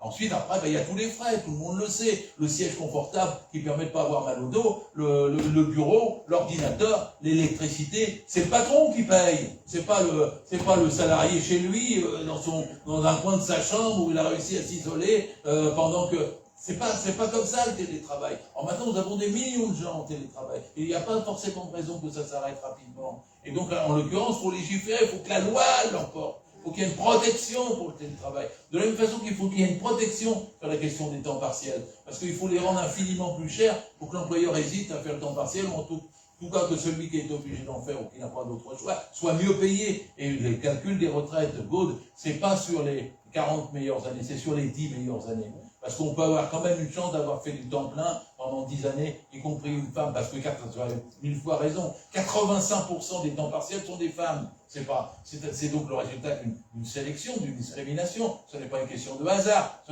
Voilà. Et donc là-dessus, on doit résoudre. Et ensuite, pour les droits des femmes, j'ai oublié de dire, mais dans le changement du Code du travail, de la même façon que dans la question des salaires, c'est l'égalité salariale femmes-hommes. Vous savez que c'est une augmentation de salaire pour certaines de près de 25%. Bon. Et en principe, c'est pour ça qu'ils ne veulent pas. Ça fait 30 ans que la loi Roudy est dans le Code du travail. J'ai été discuté avec elle et avec beaucoup d'autres. On dit, mais c'est bien le principe. Mais s'il n'y a pas de sanction, ça ne se fera jamais. J'avais eu une discussion une fois avec Mme Parizeau, parce qu'elle disait, mais il faut, l'esprit des entrepreneurs progresse. Ils vont arriver à égaliser. Et ils l'espèrent. Pourquoi une loi? Pourquoi une loi? Parce qu'ils ne le font pas. Et c'est le même esprit qu'elle avait. Ils avaient mis une commission d'éthique pour les patrons pour que ceux-ci ne prennent pas 400 SMIC ou 500 SMIC par mois, par année. Et donc que cette soit intolérable. Il dit, mais les patrons vont devenir raisonnables. Ils vont baisser. Non, il faut que la loi les force à baisser. Pas de salaire supérieur à 20 fois le SMIC. Et qu'il y ait une égalité salariale femmes-hommes en alignant sur le salaire le plus élevé, de façon à ce qu'il n'y ait pas de contestation. Ça, c'est de la redistribution des richesses. Ça, c'est redonner de l'égalité. Ça, c'est redonner une notion de dignité à tous ceux qui travaillent, femmes et hommes, en l'occurrence. Et j'ajouterais des choses. J'ai vu que, je vais dire Sarkozy, Macron. Macron avait fait de cette année l'année des enfants. Vous avez vu son quinquennat des enfants. Mais avez-vous remarqué qu'à un moment donné, il a parlé d'apprentissage à 12 ans? Et que le Villepin avait passé l'apprentissage, qui était à 18 ans, puis à 16 ans, il l'avait passé à 14 ans. Avec la possibilité de travailler le dimanche à 15 ans, avec la possibilité de travailler nuit, c'est-à-dire dans la restauration notamment, jusqu'à 2h du matin. Savez-vous quelque chose? La France est redevenue cette année la championne, triste mot en l'occurrence, des accidents du travail. On a remonté la courbe qui avait baissé pendant à peu près 2 décennies, 3 décennies. On est à 550 accidents mortels par an, on est à 700 suicides liés au travail, on est à 4500 handicapés du travail, et la courbe commençait à remonter. Mais elle remonte de façon particulière. C'est pour les jeunes, pour les enfants. C'est eux qui ont le plus d'accidents. Parce qu'ils ont supprimé toutes les mesures préalables de précaution, de prévention, avec l'inspecteur qui doit intervenir pour vérifier avant que le salaire. Ils ont supprimé des mesures toutes bêtes, comme il était interdit de monter en hauteur sur une échelle, etc. Parce que c'était déjà très dangereux, une échelle n'est pas une plateforme de travail. Et par contre, les jeunes peuvent monter dessus. Ils sont libres et légers. Et avec Sveltes, ils montent en haut d'une échelle. C'était interdit avant, ils l'ont réinterdit. Donc on a de plus en plus d'accidents dans la jeunesse, sans parler de ceux qui pédalent avec des libéraux écrits dans le dos, et qui, pour aller vite, pour accomplir la course et avoir le petit pécule qui leur revient et qui est toujours contesté et insuffisant, ils se font écraser par le camion et ils passent au feu rouge parce qu'il faut aller trop vite. Et donc, toutes ces protections-là, c'est un ensemble de choses, le droit du travail. Le droit du travail, c'est un droit fait de sueur et de sang, de lutte et de larmes. Il a été construit pendant un siècle. Le droit du travail, c'est vital. Et nous allons le reconstruire. C'est pas, les gens disent, ouais, ça l'empêche de travailler. Non, ça permet de bien travailler. Et les salariés... Et les salariés qui travaillent, qui sont bien formés, bien payés, ce sont ceux qui produisent le plus, contrairement à ce qu'ils pensent tous. Parce que c'est dans ces conditions-là qu'on est capable d'inventer, de créer et de travailler en des bonnes conditions. Sinon, après, tous les problèmes surgissent. Les problèmes de maladie, les problèmes de dépression, les problèmes d'instabilité, les problèmes de précarité, tout ça mine et ronge la société et nous pouvons l'éviter en réduisant le travail et en faisant qu'il soit partagé entre tous. Moi, un jour, j'ai vu un cas qui m'a dit « Mais non, mon travail est trop spécifique, personne d'autre ne peut le faire. » Je lui ai dit, mais les cimetières sont pleins de gens irremplaçables. Et donc, vous pouvez partager votre travail. Oui, mais on ne trouve pas de gens compétents maintenant. On vous fait le truc sur, il n'y a pas de gens pour faire le boulot. Il n'y a pas de gens assez dans la restauration. Payez les mieux, vous les trouverez. C'est ça le problème numéro 1. Traitez-les bien, vous les trouverez. Moi, j'ai vu dans la restauration, mon inspecteur du travail un jour, ça m'en revient comme ça, mais c'était un jeune apprenti. Il avait bien 17 ans, et son père, c'était un vieil Algérien, un peu en retraite, et on voyait bien qu'il avait travaillé à regarder ses mains toute sa vie dans le bâtiment, et il avait mis un beau costume pour venir voir l'inspecteur du travail, avec une très belle cravate, que visiblement il n'avait pas l'habitude de porter. Son fils avait mis une cravate aussi, et il s'asseye, il dit bonjour, je vous écoute, et les bouches du père et du fils s'ouvrent en même temps. Le fils dit « ils me battent » et le père dit « ils le battent ». Il était en apprentissage. Et chaque fois qu'il cassait une assiette, il recevait une baffe. Chaque fois qu'il avait une mauvaise commande dans le mauvais ordre, il recevait une baffe. Et le patron partait dans l'apprentissage disant « j'en ai bavé, il faut qu'ils en bavent ». Vous connaissez cet état d'esprit. Et donc, vous croyez que c'est rare? Non.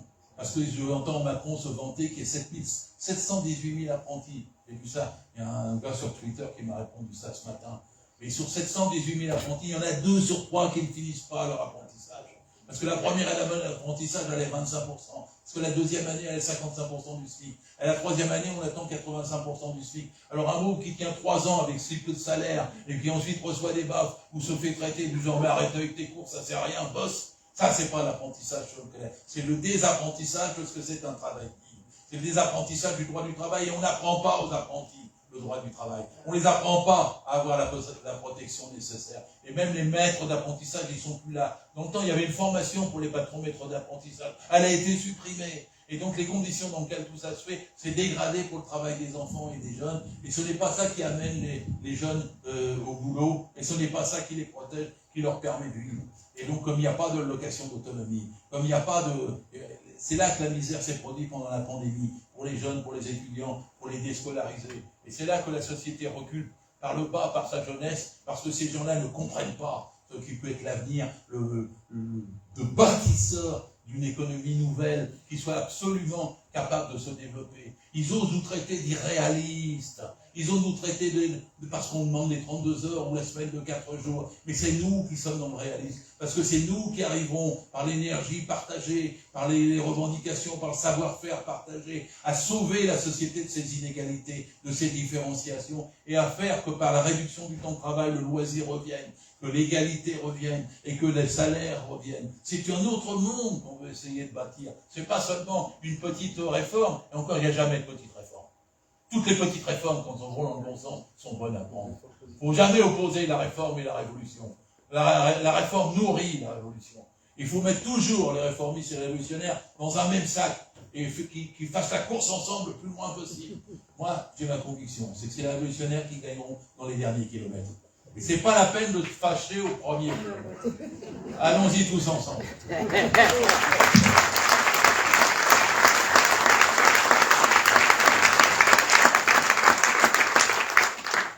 Juste 2 petites minutes, je te donne la parole tout de suite. Je voudrais revenir sur ce que disait Gwendoline.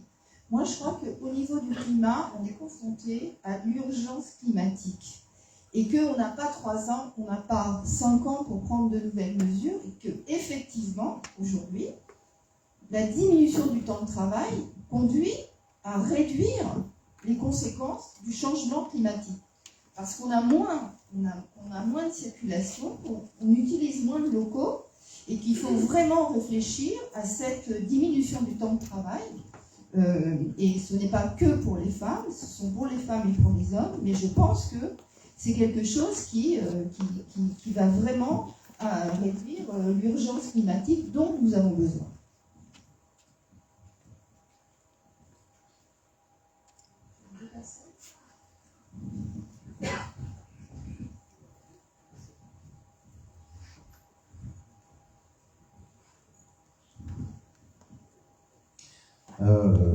Moi, j'ai une question, c'est est-ce que dans votre programme, vous avez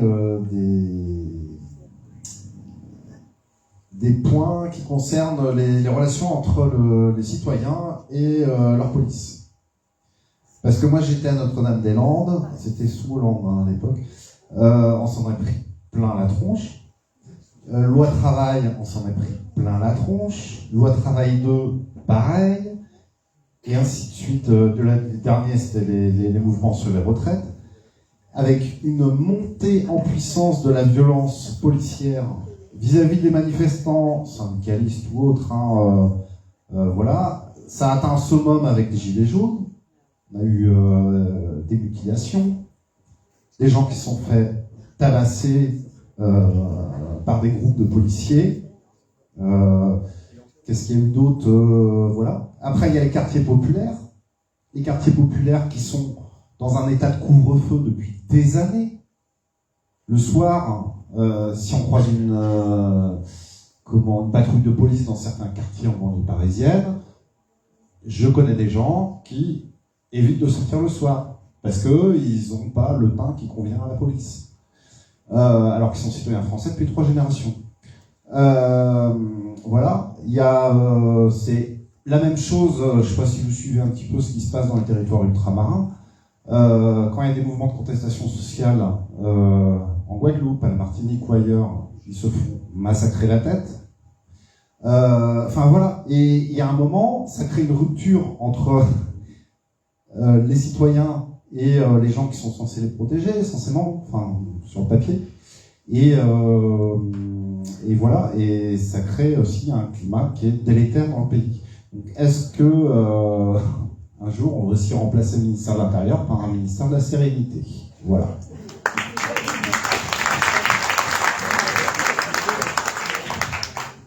C'est vrai que ce que vivent les banlieues et ce qu'ont vécu les Gilets jaunes, en fait, ce que vivent les banlieues, ça fait déjà 10 ans, 15 ans, 20 ans que ça se passe en banlieue de cette manière-là avec la police, ça c'est clair. Ce qu'ont vécu les Gilets jaunes, c'est ce qui se passe donc en banlieue depuis toutes ces années. Il me semble, alors je n'ai pas tout le programme en tête, je suis désolé, je n'ai pas tout appris par cœur, c'est toute la partie police, que la BAC sera démantelée, ça c'est d'office. Que toutes les lois liberticides qui sont en place depuis 5, 6 ans, 7 ans vont être aussi être abrogées. Donc je pense que ça va faire plaisir aux copains et aux copines de la LDH. Donc ça aussi, c'est sur le papier. Et que la BAC, comme je disais, va être démontée. Et donc les voltigeurs qui sont revenus là, par Enchantement, il y a quelques temps, quel Enchantement d'ailleurs, pareil, ça, ils vont retourner, ils vont ranger les motos au garage, et puis ils vont retourner à pied. Je sais que il faudrait en causer avec Hugo Bernalicis qui bosse beaucoup sur ces questions-là, la transnationalisme. Mais c'est la police va peut-être revenir, on va dire, au pas par rapport à toutes ces élections, et ça c'est clair et net. Réorganiser de A à Z. Voilà, réorganiser de A à Z. Merci Christian. J'avais une question pour revenir à la chose. Je suis pour la dissolution des FDO. Je suis absolument pour la dissolution de la BAC. Dissolution et reconstruction, en changeant le nom, pour que ça ne soit pas un hasard, c'est que au lieu des forces de l'ordre, on dise des gardiens de la paix.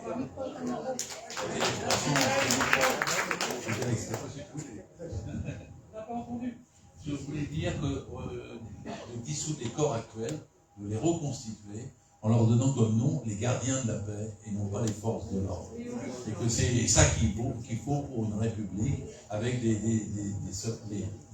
citoyens armés, comment dire, formés. Pas des brutes auxquels on donne un LBO avec 80% des gens qui votent en Le Pen visent l'œil du manifestant gilet jaune qui est en face. Et les gilets jaunes, puisqu'on en parle, moi j'ai dû faire 25 ronds-points à l'époque, etc. Je trouve que la répression qui a eu lieu n'est pas encore appréciée historiquement suffisamment. C'est-à-dire que quand ils créent de telles inégalités qui suscitent des grandes colères, Et les grandes colères suscitent des répressions. C'est ça la recherche du profit maximum et le capitalisme. Et c'est ça qui creuse et mine toutes les sociétés. Pour le monsieur qui avait parlé tout à l'heure de la société américaine, et il y a quelque chose à chercher dans la vente des armes, tout ça, etc.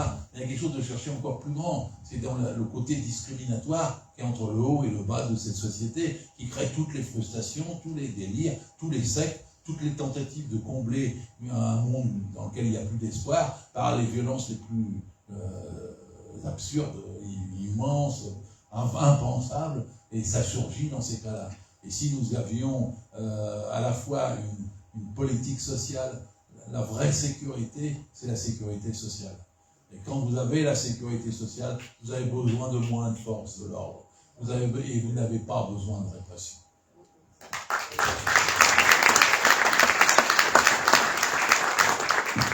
La question, c'était sur la 6e République. Dans le programme de LFI au départ, l'élaboration de la 6e Constitution se ferait avec une assemblée constituante. Est-ce que cette assemblée constituante a été maintenue, ce projet a été maintenu après la signature des 5 partenaires de la plateforme? Est-ce qu'on maintient l'assemblée constituante après la signature de l'Union populaire? Est-ce que ça fait toujours partie des objectifs pour rédiger la 6e Constitution? Oui, c'est maintenu. C'est maintenu. À ma connaissance, il n'y a pas de changement sur ce point. Oui, il n'y a aucune opposition des autres partis sur ce point-là. Voilà. Et c'est une discussion qui est passionnante parce qu'on a un modèle à regarder quand vous avez le temps de lire des articles internationaux, c'est le Chili. Parce que c'est le seul pays au monde où actuellement il y a une assemblée constituante qui fonctionne pour faire une autre constitution que celle de Pinochet. Et en plus, là-dedans, il y a un vote qui a eu lieu, elle est en marche, elle doit rendre ses comptes rendus vers le mois de juillet, la gauche y est largement majoritaire. Et en plus, toutes les populations autochtones, minorisées sont présentes, et la droite n'a pas le droit de veto, c'est-à-dire qu'elle a un nombre de députés inférieur à celui qui lui donne le droit de veto sur une mesure. Donc c'est les conditions pour étudier la mise en place d'une constitution qui vont être tout à fait propices. Et nous espérons bien que d'ici 2 ans, nous serons dans la même situation que le Chili, en train de rendre les choses.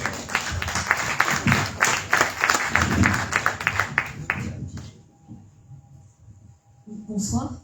Je voulais demander à Gérard Filoche comment, dans une 6e République, comment réorganiser la gestion des caisses de sécurité sociale, caisses de chômage, caisses de retraite, mais aussi caisses de sécurité sociale alimentaire, avec des syndicats très affaiblis, très faibles. Je crois que c'est 8% syndiqués dans le public et peut-être 4% dans le privé. Et puis comment intégrer à cette gestion les paysans et les artisans qui peut-être voudraient aussi avoir une meilleure protection. Merci de cette question. En vérité, je crois que nous sommes tous pour une seule grande sécurité sociale qui soit commune à ceux qui sont salariés et à ceux qui ne le sont pas. En faisant qu'il y ait une cotisation universelle, proportionnelle et plafonnée, bien sûr. Il y a aujourd'hui, je l'ai dit tout à l'heure au passage, 88% de salariés et 12% d'indépendants. C'est-à-dire ceux qui est commerçants, artisans, tout ce qui est profession libérale et même malheureusement ubérisé. Et dedans, d'ailleurs, 1 200 000 patrons. Ça fait à peu près 12% de la population. Ça faisait un petit peu moins avant que Macron arrive. Si vous voulez les détails sociologiques, nous étions montés à 92-93% de salariat. Et puis c'est redescendu. Et il y a eu 2 points de plus gagnés par les indépendants. Mais en même temps, la misère a gagné chez les indépendants. Il y a 16,6% d'indépendants qui sont en dessous du seuil de pauvreté, alors qu'il n'y a que 5,3% des salariés qui sont en dessous du seuil de pauvreté. C'est-à-dire que les effets, je vous ai dit tout à l'heure que la politique de Macron anti-salariat, elle n'aboutirait pas, mais elle fait quand même des dégâts. Et elle rogne le salariat. Et on ne peut compenser ça que par une société, une sécurité sociale unique et une société sociale absolument universelle. Je suis personnellement contre tout ce qui c'est les complémentaires et tout ce qui discrimine en vérité les gens. Il faut qu'ils payent encore plus pour avoir ce que normalement ils doivent avoir droit. Il faut que les cotisations soient mesurées, peut-être augmentées, et je n'ai pas peur de ça, pour que ça permette à chacun de disposer, en termes de santé, d'une répartition égalitaire et d'un droit égalité à accéder aux soins et aux hôpitaux et à la santé de façon générale. Alors une grande sécu, ça veut dire aussi, je l'ai dit tout à l'heure, des élections à nouveau à la sécu. Et c'est très important que le salaire brut soit géré par ceux qui cotisent pour le salaire brut. Et que ce soit effectivement pensé pour que la démocratie intervienne dans la gestion des caisses de la sécurité sociale. Et ça, c'est ce que on doit remettre sur pied et revenir aux origines, en quelque sorte, de ce qu'ils ont peu à peu cassé depuis plusieurs décennies, c'est-à-dire de ce qui était sorti du Conseil national de la résistance. Et une telle sécurité sociale pourrait faire des bonds en avant considérables par rapport à tout ce qui a été fait. Je l'ai dit aussi tout à l'heure, en mettant en place la prévention, en mettant en place non seulement une médecine du travail, mais une médecine scolaire qui était magnifique et qui est complètement disparue. Et c'est à cette façon-là qu'on réorganisera une santé publique et non pas une santé privée. Et qu'on arrêtera l'hémorragie vers des hôpitaux privés ou qu'on arrêtera l'expansion de maladies auxquelles on peut faire face par avance, dont on peut se protéger avant qu'elles soient généralisées. Mais pour ça, il faut qu'il y ait une pensée à long terme.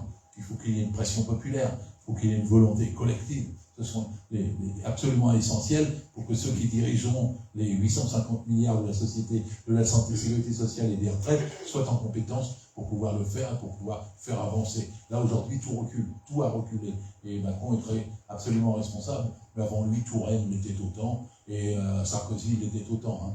Je veux dire que dans les 5 années qui ont précédé, je me permets de le dire, et je ne veux pas fâcher aucun socialiste, puisque aujourd'hui, Olivier Faure lui-même a dit que le quinquennat Hollande était une trahison.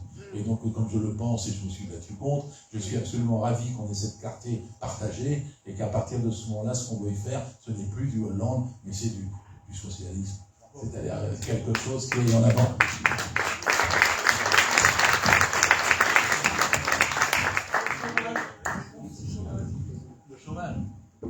Le chômage, je ne pense pas qu'on puisse réduire le chômage de masse sans réduire la durée du travail. C'était le point suivant auquel j'ai répondu. Le seul moment dans l'histoire récente de notre pays où quand même les 35 heures ont fonctionné, elles ont créé 450 000 emplois. Si elles avaient été faites de façon plus systématique et de façon plus contrôlée et imposées plus profondément au patronat qui les a largement sabotées, on aurait eu 1 million d'emplois. Le fait de passer à 32 heures puis à 28 heures en journée, l'avantage de la semaine de 4 jours, c'est qu'elle perd le plus de contrôle, notamment et plus de bien-être, les deux aspects. Mais le fait de réduire la durée du travail est l'arme pour la lutte contre le chômage. Parce qu'il n'y a pas d'autre véritable raison au chômage. Nous sommes en retard dans la réduction du temps de travail par rapport au développement des technologies. Et si les plateformes permettent de réduire la durée du travail, il faut que ça soit partagé. Alors, il y a des questions. Bonsoir, je suis Quimperlé. Voilà, je voudrais revenir, si vous permettez, sur quelques points d'histoire, notamment sur la question de la difficulté à créer une unité. Pour moi, ça ne remonte pas dernièrement, ça. Elle a été ratée aux élections précédentes, parce que M. Hamon avait la possibilité de se désister pour Mélenchon, lorsque tous ses amis l'ont abandonné et assassiné. Je veux dire, à ce moment-là, c'est à ce moment-là qu'il aurait pu le faire. L'unité se crée dans la durée, c'est pas dernièrement, c'est à ce moment-là qu'on devait intervenir. Ce qui a permis à Macron de ramasser la République dans le caniveau. Et aujourd'hui, il est en passe, si on l'espère, de la ramasser dans les égouts. C'est mon analyse. Ce que je veux dire en plus également, c'est que l'Assemblée constituante, c'est une idée fantastique qui a créé la République. Juste un point, juste aimer qu'il y ait d'une manière ou d'une autre des cahiers de doléances pour que le public ou la population y soit associée. Là, il y a une assemblée constituante des gens qui réfléchissent, des intellectuels, des artistes. Mais il n'y a pas la base du peuple. C'est ce qui manque, pour moi. Et dernier point d'histoire, je trouve lamentable et dangereux qu'un président de la République en poste dise que l'épicentre de la République, c'est Versailles. Moi, ça me heurte considérablement. Voilà. Ceci dit, je voulais vous féliciter et vous remercier parce que vous êtes en capacité, vous avez mis les formes pour qu'on puisse avoir de l'espoir aujourd'hui. C'est essentiel et je vous remercie.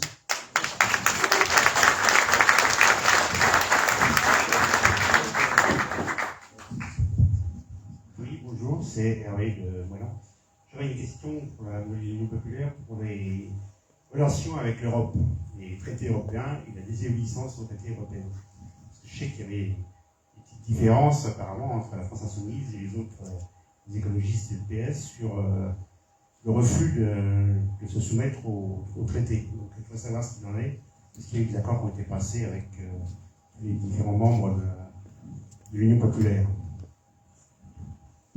Alors sur l'Europe, c'est vrai que c'est compliqué l'Europe, mais bon, l'Europe nous a imposé, il me semble qu'en 2005, on avait tous majoritairement voté non à un traité qu'on nous a imposé derrière. Et là, je sais pas, ça n'a pas posé de problème, surtout aux instances dirigeantes de l'époque, ce qui m'a beaucoup affecté, vraiment. On a monté ici une campagne locale où tous les gens, en fait, bien pensants, dirait-on, appelaient à voter oui à ce traité. Quand à Versailles, les mêmes personnes en congrès réunis, à savoir Sénat et Parlement réunis à Versailles, ont voté le traité de Lisbonne, c'est un copier-coller de ce qu'on avait dit non, le peuple avait dit non le 29 mai 2005. Déjà là, bon, de quel ordre parle-t-on? Il me semble qu'actuellement, l'Espagne, le Portugal dérogent aux règles européennes. Ils ont bloqué les prix sur l'essence, sur les produits de mais ça se passe partout, tout le temps.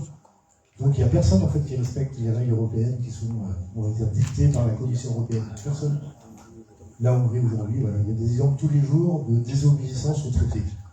Donc si on désobéit à un traité parce que justement la planification écologique qu'on va mettre en place ne va pas se faire à cause d'un traité, ben c'est clair qu'on va désobéir. Même les Verts sont d'accord, il n'y a aucun souci là-dessus. Voilà. Après les exemples. Voilà. Donc voilà, il y a plein d'exemples qui font qu'on désobéisse, et c'est très bien de désobéir. La privatisation des services publics, je vais faire un petit rappel historique sur le pourquoi du comment. Dans les années 2000, à Attac, on avait organisé des rencontres avec des élus locaux, donc les sections de différents partis, sur l'application de l'AGCS, l'accord général du commerce et sur les services. Et aucun d'entre eux ne savait de quoi on parlait.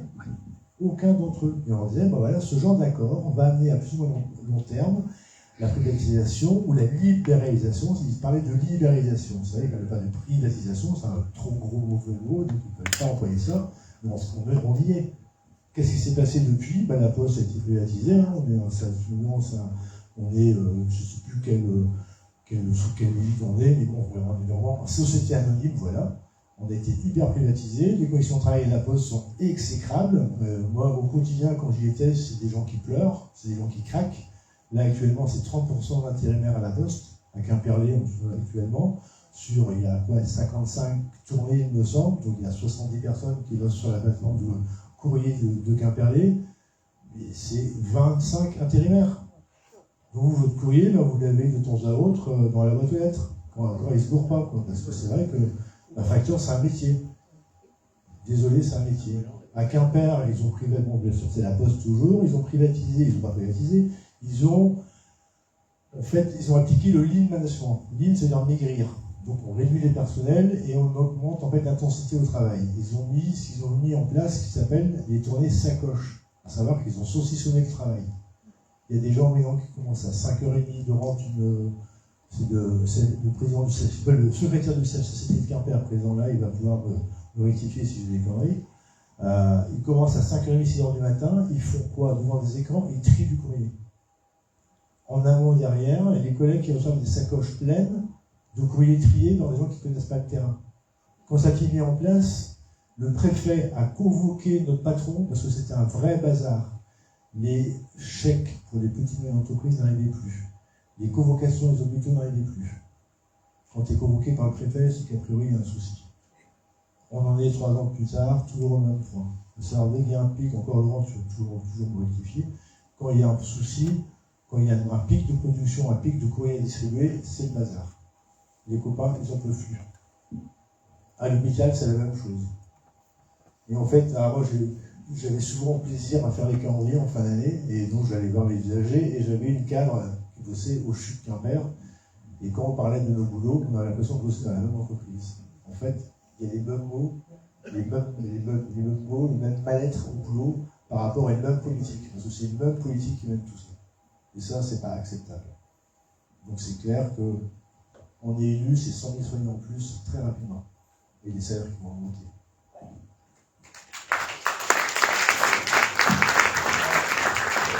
Bravo. J'ai plus l'heure de faire, mais je voulais juste de développer là-dessus. Je voulais juste deux, trois points, le plus rapidement que je peux. Savez-vous que quand Macron arrive au gouvernement, au pouvoir, on est en 2017, en octobre 2017, il réunit à l'Élysée tous les personnels de gendarmerie, tous les personnels de police, avec les chefs, les états-majors, et dedans, il leur dit, bon, et puis c'est que ce soit clair entre nous, la directive européenne sur le repos quotidien, elle n'existe pas ici. Le repos quotidien, directive européenne, c'est 11 heures par jour. 11 heures par jour. Et il disait aux gendarmes et aux policiers, vous n'y avez pas droit. Et lui qui parle d'Europe, et de respect d'eux, il désobéissait tout seul, par un seul mot d'ordre, il disait au corps de fonctionnaires qu'il avait devant lui, il n'y aura pas de repos quotidien pour vous, vous vous priverez de ce que l'Europe vous impose, quand elle impose en l'occurrence quelque chose de mieux. Ça a été le cas aussi à Sarkozy, en 2008, en décembre 2008. Il voulait passer la semaine de travail de durée maximale de 48 heures à 72 heures. En Europe, elle est de 48 heures. À l'époque, il y a eu un débat pour 65 heures parce que les médecins en Allemagne alternaient les pauses, les astreintes, le repas sur place et passaient d'un service à l'autre et restaient jusqu'à 72 heures dans l'entreprise. Donc ils avaient essayé d'allonger la durée du travail autorisée à 72 heures. C'est le Parlement européen qui a dit non à Sarkozy, alors qu'il a peur. Il était en mesure de le faire. Et donc, il n'y a pas que du mauvais dans ces cas-là. On peut s'appuyer sur ce qu'il peut y avoir comme texte progressiste, y compris nous protéger nous-mêmes. Pour les gens qui me disent, en général, le Frexit, je leur dis Macroncite. C'est pas exactement la même chose. Et après, pour vous dire quand même, il y a quelque chose qu'on fera. Une chose pour ceux pour ce que tu viens de dire, pour la poste où il y a tant d'intérimaires. Dans le texte, là, il y a un petit point que depuis 25 ans, on défend. C'est l'idée qu'il n'y ait pas plus de 5% de non-CDI par entreprise. Vous savez, c'est très révolutionnaire. C'est très révolutionnaire. À Renaud-Douai, ils ont 2500 intérims sur 4500 salariés. Pourquoi? Là, ils ne pourront plus. Pas plus. On peut admettre des remplacements. On peut admettre des embauches temporaires pour surcroît exceptionnel de travail. Mais pas en masse. Ça peut être qu'exceptionnel. Avec pas plus de 5% de non-CDI, on met un terme à la Poste et partout ailleurs à ce type d'excès. Il y a autre chose dans le texte. C'est qu'on est contre les travailleurs détachés. Les travailleurs détachés, c'est pire d'un certain point de vue. Oui, je vais garder l'expression. Que l'immigration telle qu'elle est connue. Parce que quelqu'un qui réussit à survivre pour traverser la Méditerranée et qui arrive ici en France, s'il trouve du travail, il est payé en droit, en égalité de droit. Il est payé normalement comme le travailleur français qui est à côté de lui. Tandis que le travailleur détaché par la directive européenne, qui a été connu un peu dans le temps sous le nom de Bolkestein, qui a pris d'autres noms après. Le travailleur détaché, il vient de Hongrie, de Bulgarie, il vient de Roumanie, et ses cotisations sociales, son salaire brut, n'est pas payé comme le travailleur français. En théorie, il est payé par le patron qui envoie le salaire brut au taux de la Bulgarie en Bulgarie, au taux de la Roumanie en Roumanie, au taux de la Hongrie en Hongrie. J'étais inspecteur du travail longtemps et c'était déjà en vigueur. Je me suis essayé quelquefois à envoyer une lettre à Sofia ou à Budapest pour savoir si les organismes de recouvrement des cotisations sociales là-bas avaient reçu ce salaire. Jamais les patrons ne les envoient. C'est une aubaine pour les patrons français il y a 700 000 travailleurs détachés qui ne reçoivent pas le salaire brut, mais seulement le salaire net. Et sur lesquels des marches sont faites par les patrons de 20 à 30% de cette façon-là, en les faisant travailler à côté du salarié français et du salarié immigré, par exemple africain, et lui, le travailleur détaché venant de Roumanie, est moins bien payé que les deux que je viens de citer précédemment. À tel point que maintenant, les Hongrois font passer des immigrés africains pour les faire passer par les Hongries et les renvoyer sous le titre de travailleurs détachés en France.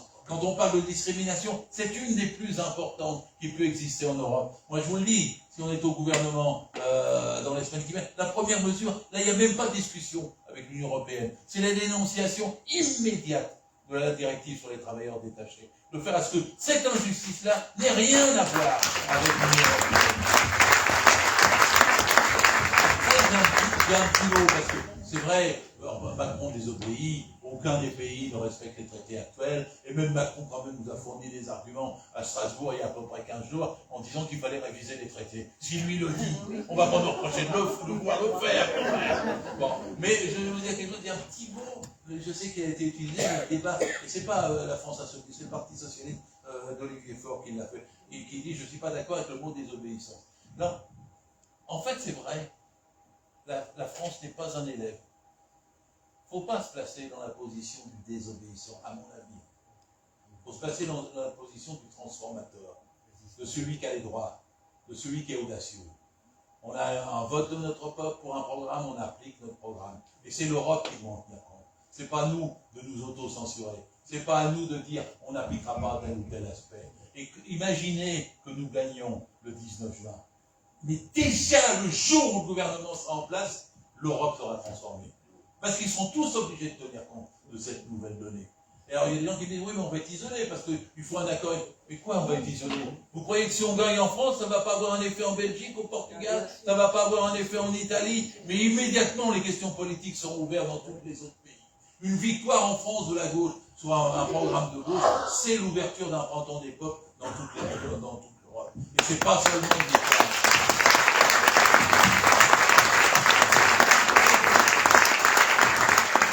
Alors moi je voudrais parler un petit peu d'écologie. Isabelle de Moëlan-sur-Mer, militante écologique, anti-OGM, anti-pesticides. On assiste en ce moment à une explosion des maladies dites environnementales. Des maladies qui sont dues en grande partie à l'exposition de la population aux pesticides, donc à l'empoisonnement massif de la population par des molécules cancérigènes, reprotoxiques, qui produisent des maladies auto-immunes. Nous pissons tous du glyphosate. Nous avons fait des analyses de glyphosate. On en pisse tous, bien qu'on n'en consomme pas au petit déjeuner. Nous avons porté 6000 plaintes au niveau national pour empoisonnement, atteinte à la vie d'autrui, atteinte à l'environnement. Nous avons analysé, et ça, le glyphosate, c'est la partie émergée de l'iceberg. Nous avons analysé les cheveux des enfants de 2 à 7 ans. Macron disait que c'était l'année des enfants, ben c'est vraiment leur année, parce que dans leurs cheveux, nous avons trouvé des pesticides, dont certains rémanents dans les sols, ça marche pas bien, dont certains rémanents dans les sols, et qui sont interdits depuis plus de 20 ans, dans les cheveux d'enfants de 2 à 4 ans. Voilà, donc nous avons mené l'enquête avec une coalition dont certains députés de la France Insoumise, certains députés verts aussi, pour savoir comment il se faisait que nous retrouvions ces molécules toxiques dans notre environnement. Et il s'avère que les pesticides ne sont pas évalués, sont très mal évalués, sont évalués de manière déclarative par les industriels, que les effets à long terme ne sont pas évalués, que tous les formulants ne sont pas déclarés, et qu'ils sont évalués selon des modèles théoriques et pas expérimentaux, comme demandé par le règlement européen. Donc, je voudrais savoir et connaître un petit peu le programme de la France Insoumise, enfin de l'Union populaire.